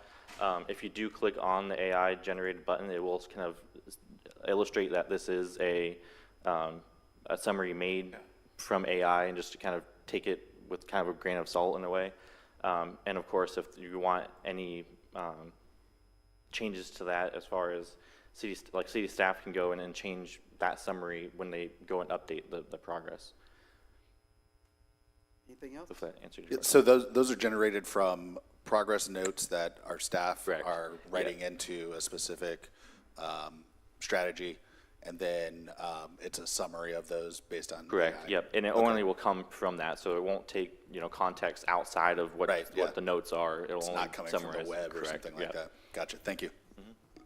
Thank you for doing this. I think I like to see that we're using AI. I don't want to be completely dependent on it, obviously. I'm glad to hear that it's coming from your notes, but I think that we have to move in that direction in order to be the most efficient, in the most efficient way possible. I think this is fantastic. Thank you for doing this. Our strategic action plan literally dictates the larger projects that we're focusing on and how the budget is affected by those projects. So this is super important. Additionally, we've had people ask, how do I get this done? How do I get that done? How do I put this on council's radar? There's so many different things that the residents want. A lot of times it really does start with our strategic action plan. So I think this is just a great tool. Thank you for doing this. Have we let the public know about this yet? We're test driving it to you today, and it'll be announced to the public this afternoon. Okay, awesome. Thank you. Oh, I agree. It's a fantastic thing. Just like a little bit I of understand. It's control. weird. It is weird to see that little toggle there. Yeah. I think, I don't know if there are legal aspects of that. In other words, if something is put in there that's AI generated and then somebody challenges it legally or something, is there anything different ways that would be handled? It's going to be fact specific, but working with them, it is a good idea to have it that AI generated so people are knowing that. So I would support what they're doing. thank you, guys. The only thing, as a follow-up on AI, it's like in the Army, because I was a field artillery officer. And in fire directions, you might know a little bit about this, Mr. Duffy. Fire direction, you have to put in a bunch of data, right? You got to make sure, your angle and all that. But our saying was always garbage in, garbage out. So if the data's bad going in, it's going to be bad coming out. So we just have to be aware of that. What AI generated photos, they're having problems with hands. They can't, anybody heard that? They can't master the they'll human fix hand. it. They'll fix it, though. Okay, Ms. Kershaw, Zach, thank you so much. Yes, sir. We'll open it up for public comment. Don't go anywhere real quick. You got anything, Mr. Webb? Tony? It's only, I've had this conversation with her and they're working on it, but for clarification purposes, Mark Webb, Palm Coast, the Connect and these new things are not mobile app friendly at this point.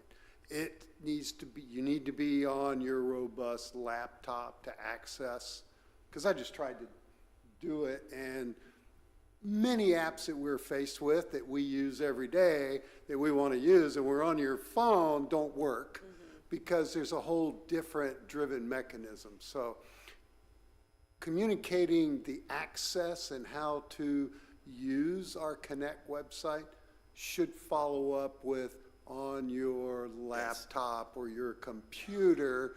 Now, I know they have some exciting things coming by the end of the year to resolve some of this, and the work these guys are doing are phenomenal. and they're finally reaching my age group, so thank you for that. All right, thank you, Mr. Webb. Seeing no one else come forward, we'll bring it back to Dust. Any closing comments for? So our web development is Salesforce-based? So we use Salesforce in the back end for case management, but all of our, as far as like the main website and everything is programmed in-house. Gotcha.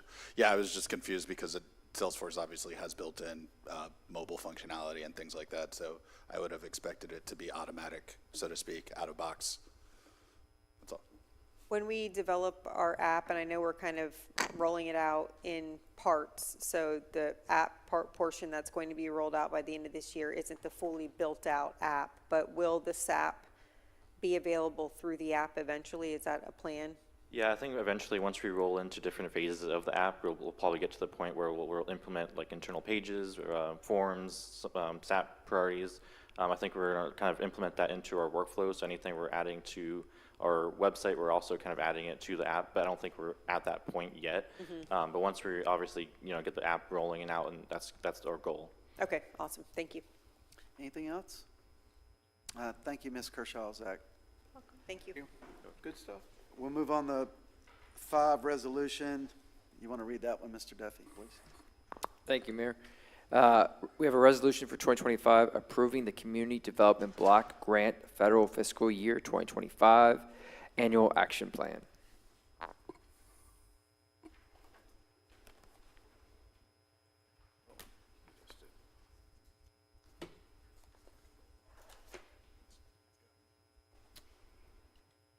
CBG.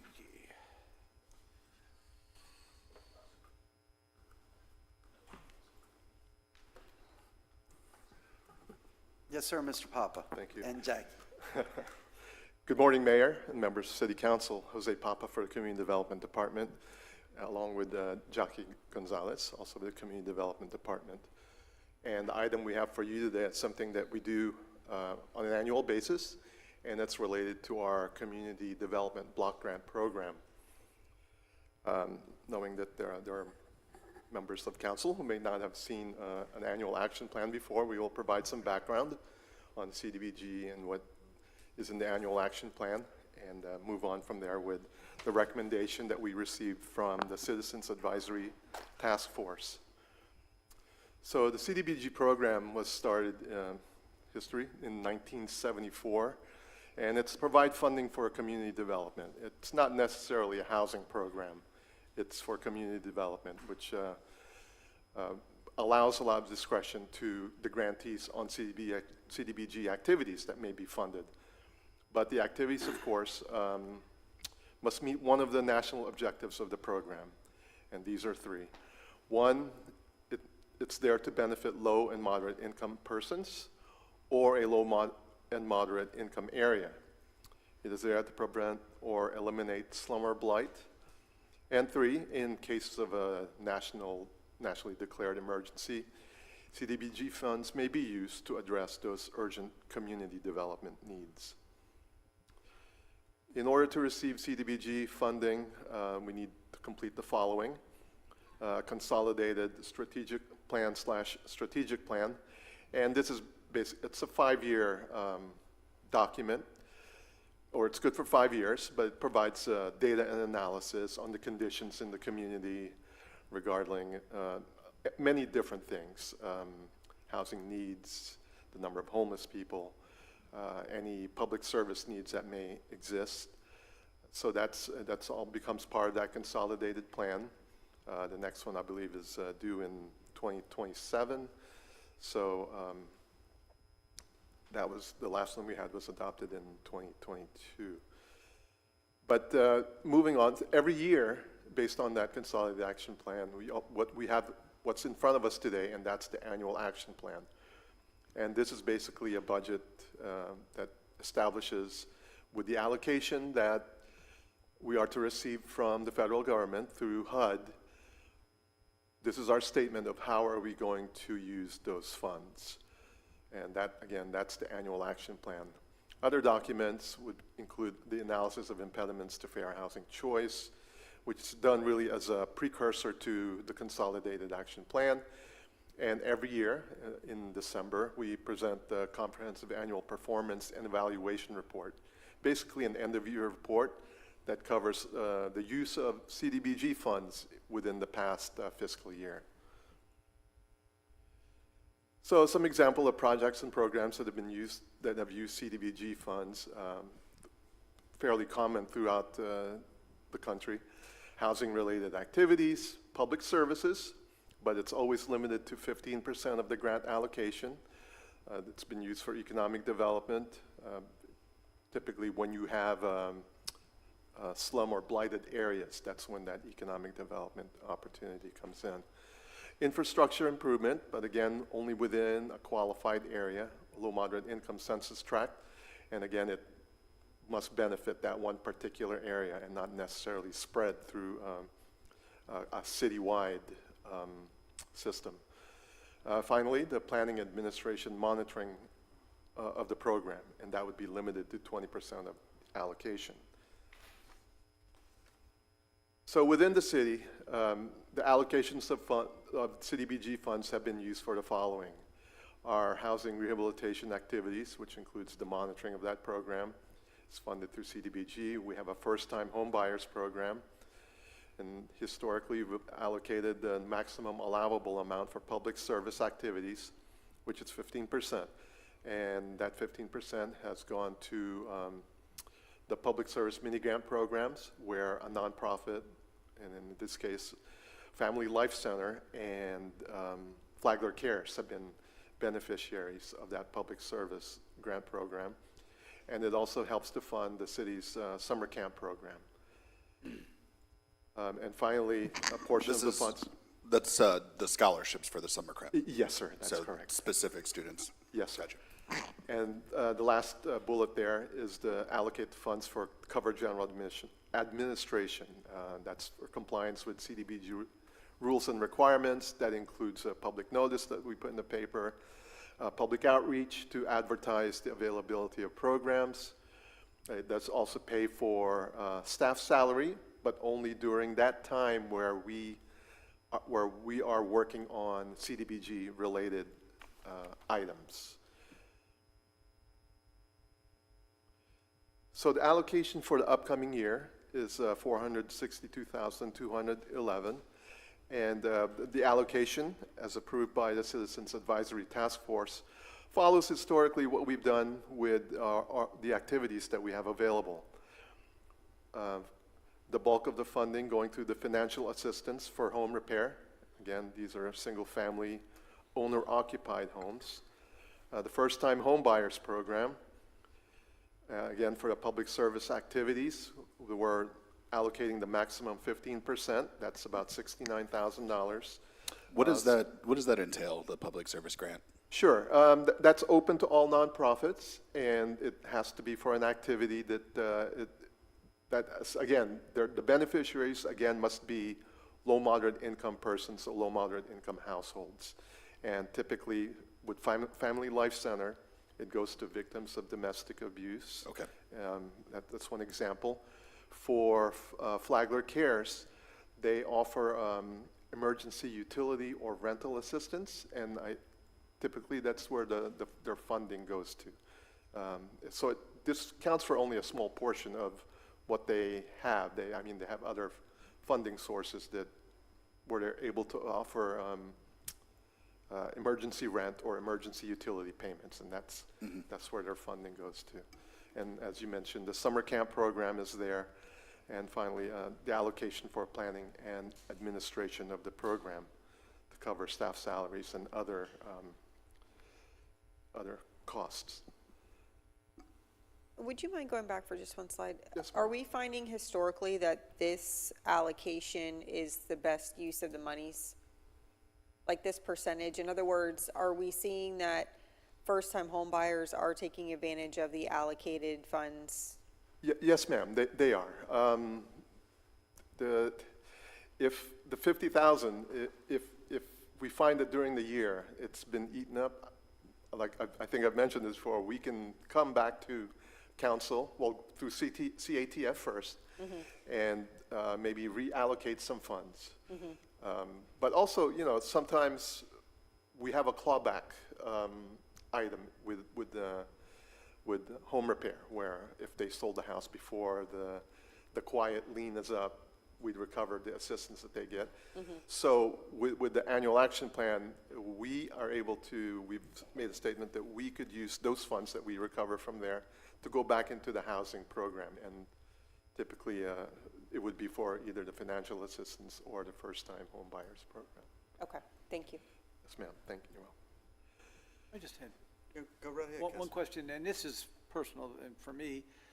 I've seen in my past, in the last 8 years, there was something about CBDG is dependent on the county population and size, things like that, and needs. Is there any restrictions that way?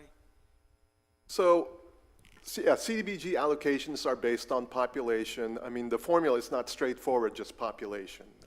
They take into account, and I'll repeat, I don't know the entire formula for how it's allocated, but it takes into account the poverty rate, the percentage of low, moderate income households, and of course, the total general population. Do we have to provide that information? In other words, do we have to justify our money that way? Or No, sir. those determinations? It's determined by HUD. I know that they probably have a formula somewhere that allocates those funds.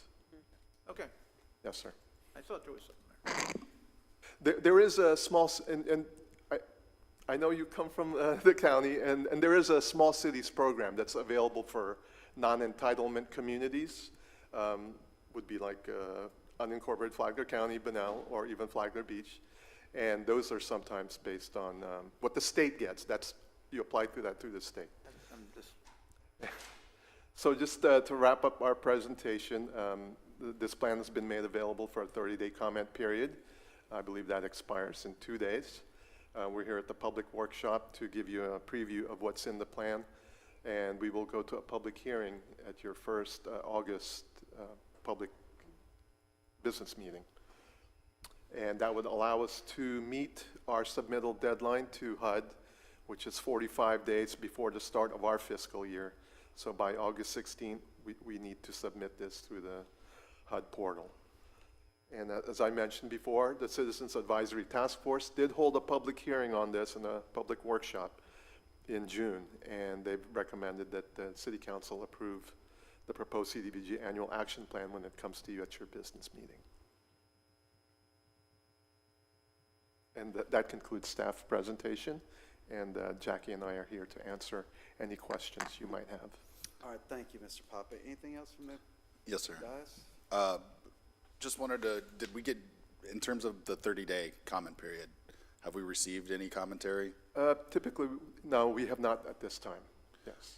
Is there anything like that we've identified as, I think to the Vice Mayor's point, something we can change or do better? You know, I know we're somewhat limited by the funding, right? But are we trying anything new? Are we attempting to reach, you know, disadvantaged populations that maybe this funding or previous funding did not cover? I will let Jackie sort of address that. And how we do a public outreach, I think we provide a robust public outreach to try to reach all residents. And currently, we have actually created a couple of new programs which will come before you in November. One of them being working with HUD, we created a point buy-down program. It'll be the first one in the Central Florida area that will help first-time home buyers not only just with down payment assistance, but able to buy their points down, which will actually be a sustainable 30-year period discount on their mortgage by allowing them to buy down that interest rate by 1 point. And so we'll be the first city trying it. They're really excited about it in Jacksonville at the HUD office that we are actually attempting to do this. Other counties, other cities and states do it.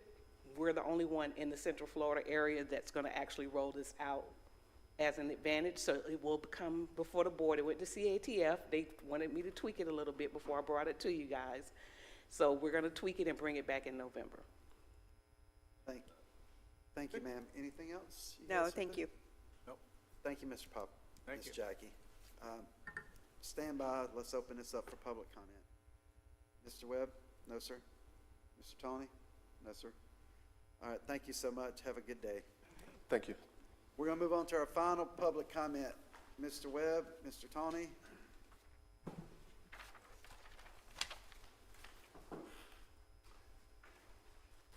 Mark Webb, Palm Coast. A couple of cleanup issues. The citizens are still very concerned and vocal about what's happening with the library in Palm Coast. The commissioner in his comment said that of all the decisions they're making, the one of most concern is the reduction in the hours of the most used library, which is Palm Coast. I had heard in the last meeting that there was a planned, if not already happened, a meeting, a conversation between the county and the city to come up with some type of goals or objective.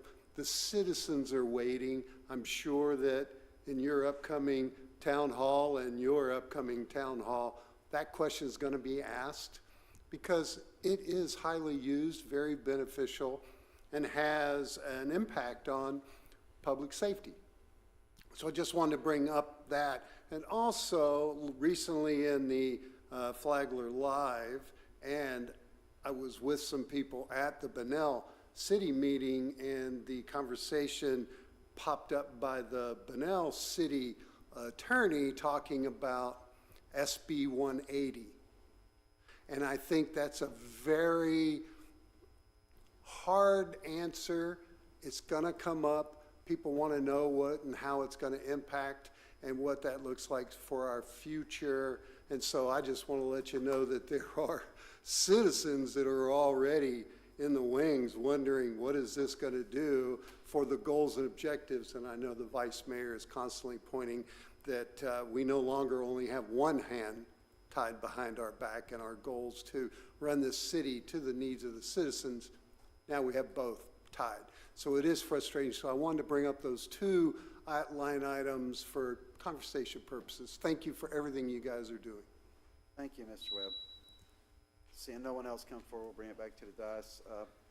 Closing discussion, unless anybody wants to address that. That's a major issue. Yep. It's 180, right? Yeah, I was actually going to, in my council comments, bring up SB 180 and try to get consensus from this council to direct staff that any proposed changes that they feel we would need to make to our LDC, our comp plan, I don't think there's any in the comp plan, but land development code or any internal policies and procedures, that they come before city council to discuss. Because I know there's already started litigation from other cities and counties who are basically saying, no, we're not doing that. And if you want us to do that, then you can go ahead and sue us, building community or whatever. I'm not necessarily saying that we should do that, but I think that any changes that staff feels need to be made before they just do that administratively. They need to come before this council and discuss before this council. And we need to do a cost-benefit analysis, look around the state, look at the litigation that could be already in process around the state, see what other cities and counties are doing before staff just makes any of those changes. Because I have grave concerns over the implications of Senate Bill 180. I do not think it's in its final form. I do think at least a large part of it will be amended or repealed. So what I don't want to see is our organization make any knee-jerk reactions immediately in response to that bill. I think you have consensus for that. Yeah, I'd just like to say that, yes, I agree totally on this. It is serious. But let's not forget League of Cities, the county organization, Northeast Florida Regional Council. This is big enough that we're going to need all those organizations pushing to make sure we don't just totally disrupt our normal processes for approving for new development and all that. I mean, it is a serious issue, but I think we're going to need, we're not going to be able to pull this off on our own. We're gonna need a lot of support because we're fighting. We're really fighting it's already City been Hall. mobilized. I Yeah, mean, there's some cities that have basically said we're not adhering to 180. Right. So Yeah. I don't know if that's going to work out for them, but there are some cities that are taking that stance. Well, I did come that was last week, right, Mr. Tyner, when they had the planning board?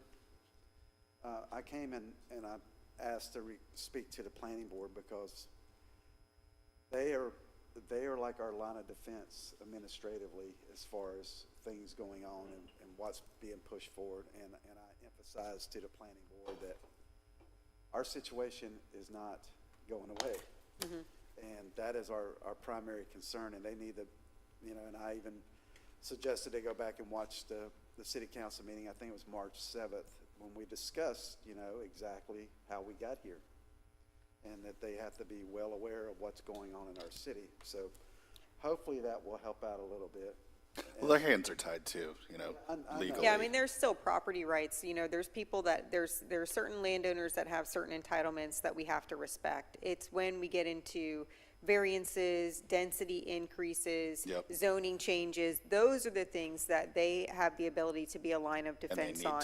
And they need to, yeah. So to your, just to more fine tune what you're trying to emphasize, Mayor, it's really important that those are the things that we be mindful of. But I think that as we look at Senate Bill 180 and as staff, and I know Michael Hansen is probably all over this, this is definitely his cup of tea, just making sure that, again, we're not bending a knee to this, essentially. Yeah. No, you have my consent as well.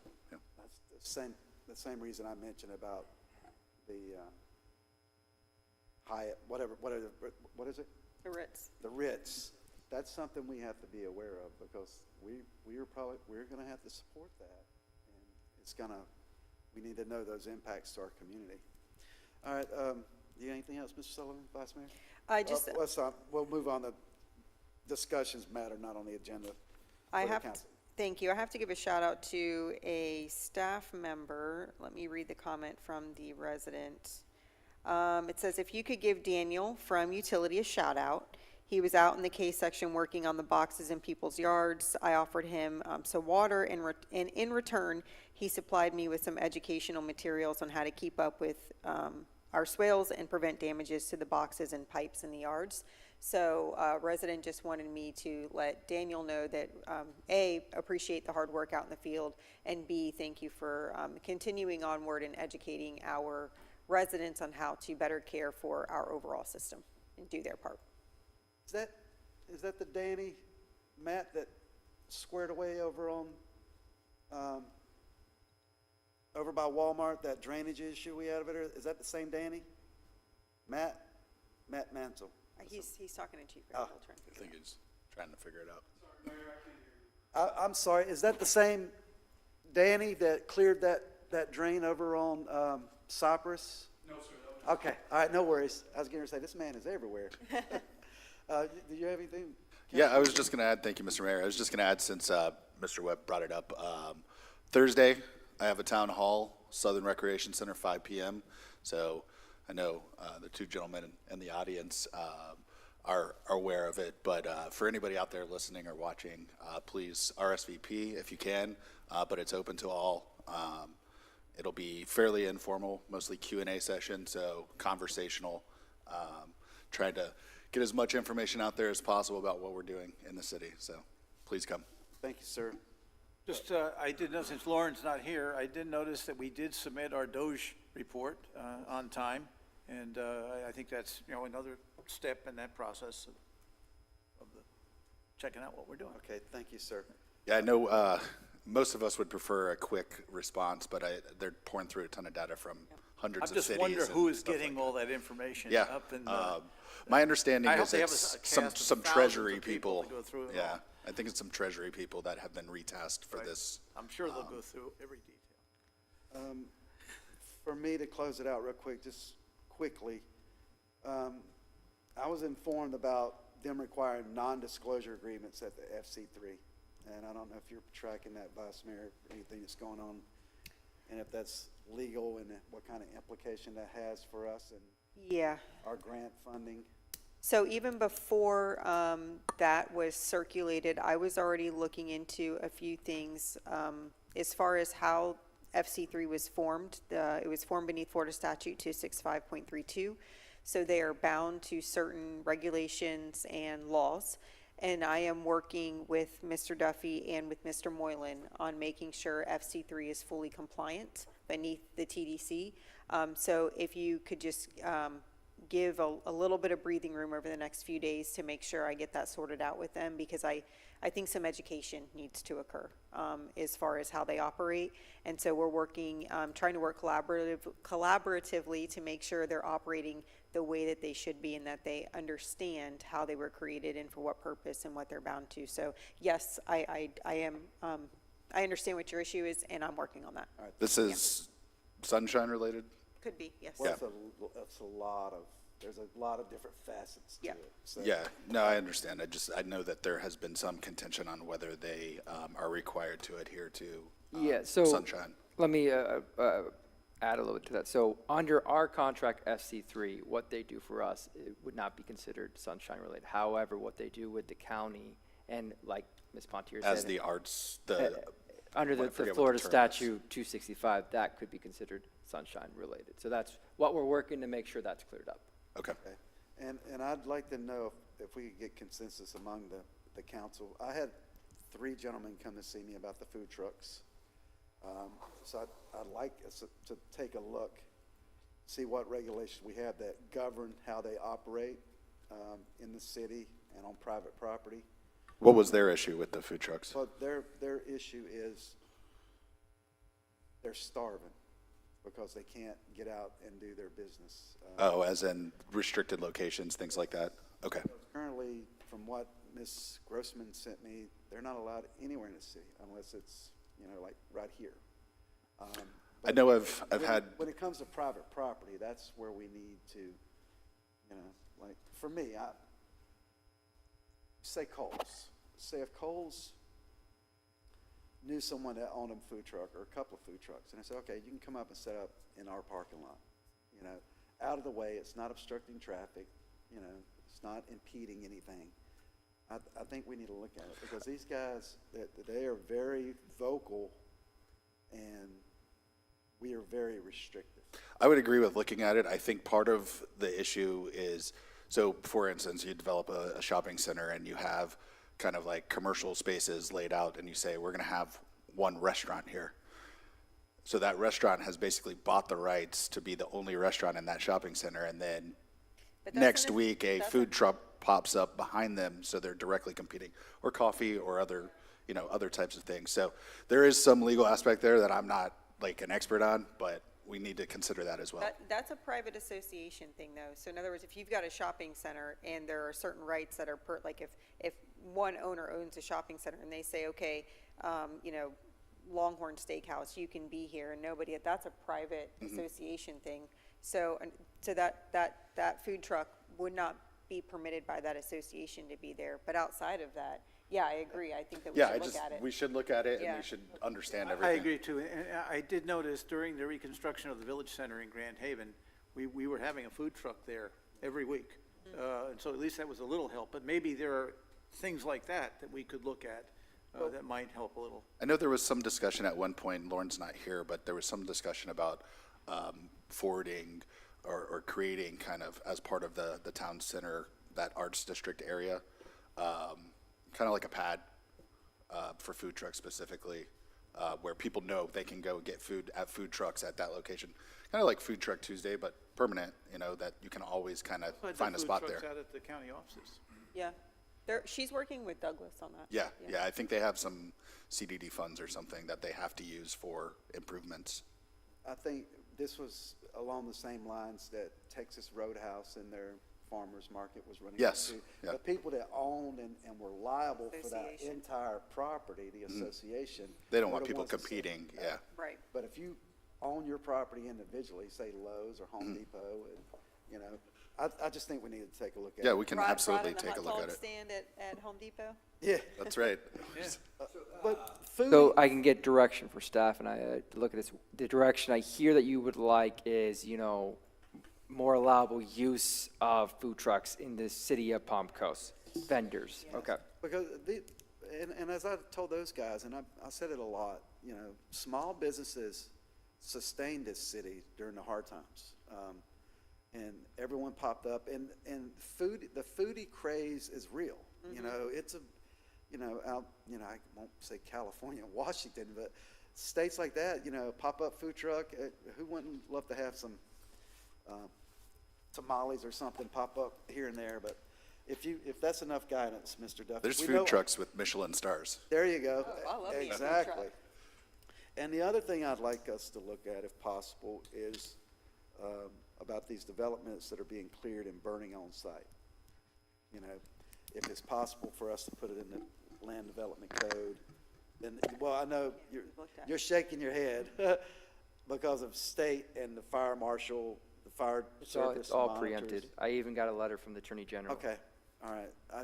People are complaining about No, they're large valid burns. complaint. Ms. Pontieri looked Yeah, at it. I've looked at this extensively. Yeah. Chief Berryhill and I worked together on this, really. But to your point, Mayor, in the LDC, I do think that there are certain things that we can do, like require silt screens and things like that to prevent some of the ash and stuff like that, that is affecting neighboring properties. So maybe we use that direction rather than, because we can't prevent pile burning. We can't do that, but there could be something that we can do to mitigate the effects on neighboring properties when that's occurring. I think I That's recall what you during wanna the, look at. during the campaign, last summer, you know, the town center spots that were being cleared, residents were literally calling and saying, hey, the forest is on fire, and it's like, no, it's actually just this development over here. But it was occurring, you know, almost daily, essentially. But if we could do that, if you So could, you're looking for like, I don't want to diminish it, but like screen protectors between the neighboring properties? Well, I think any mechanisms that we can do while there's pile burning going on to protect neighboring properties, is that what you're, mitigation? Weather yeah. forecasting, winds. Yeah. and things like that. So I will be on, I'll look into it, but I do think that is all covered by the Florida Forest statute. Service, right, Chief? Am I saying that right?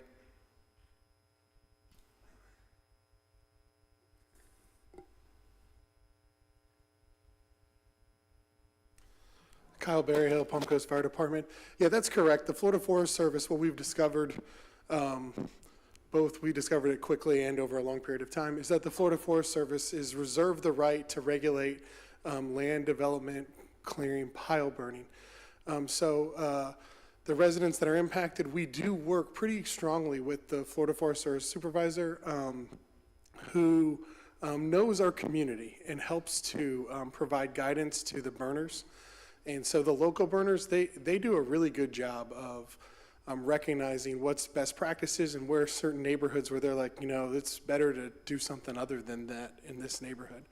And so then sometimes though there's burners from out of our community, and that's when it gets a little bit different. Another area where we've attempted to get ahead of this is just, you know, through our pre-development processes, is just asking the projects to tell us what they plan to do with the land clearing debris. And if they ask us what we recommend, we can recommend something, right? We can't require anything because that's required by the Florida Forest Service. So Community Development, Ray and his team have done a really good job of trying to push on that. And the other thing that does occur though when there's burning is anything that occurs related to that development becomes attributed to the burning because you can smell it. It's a noticeable change to your life in addition to the change to what your eyes were just seeing, right? So when we have a little bit drier times or we go a couple weeks without rain, the construction dust, all the dirt and all those things, kind of everything becomes, you know, products of combustion for the resident. And it's not always that.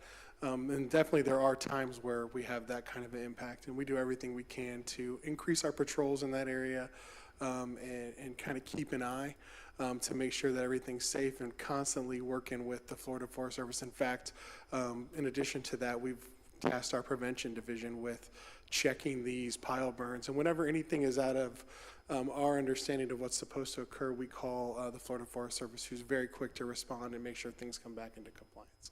all right, Chief.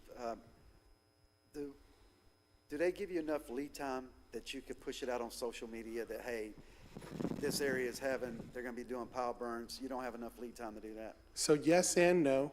The Florida Forest Service absolutely restricts burning based on the weather. So on a good burn day, they will, in fact, something that we've kind of worked together on a strategy on is on a day where we have good dispersion and low fire risk, so the smoke is going up and away. We try to get as many piles done as we can Yes and no, but certainly we could attempt to do that. Again, double-edged sword, Mayor. Sometimes the more eyes we draw to it, and neighborhoods don't even know. We'll get a couple of calls, we'll go through a neighborhood. I knocked on doors a year or two ago when we were talking about this. There was some questions about the Seminole Woods community that was going in, and a bunch of people didn't even know. I was just driving around that area, seeing what I could smell. People were working in their yard, checking in, and lots of people didn't know. But the people who do, right? So double-edged sword there, Mayor, but we certainly are always, when we get a plethora of calls, we try to take action to say, hey, you know, a smell of smoke in your neighborhood is normal today, but please call us if you see flames, right? We try to make a change to, because our residents are primed to call if they believe there's a wildfire. Thank you, Chief. Thank you. That's all I had.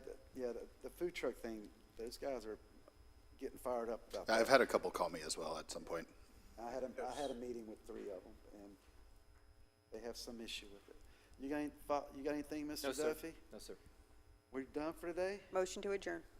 Have a good day, everyone.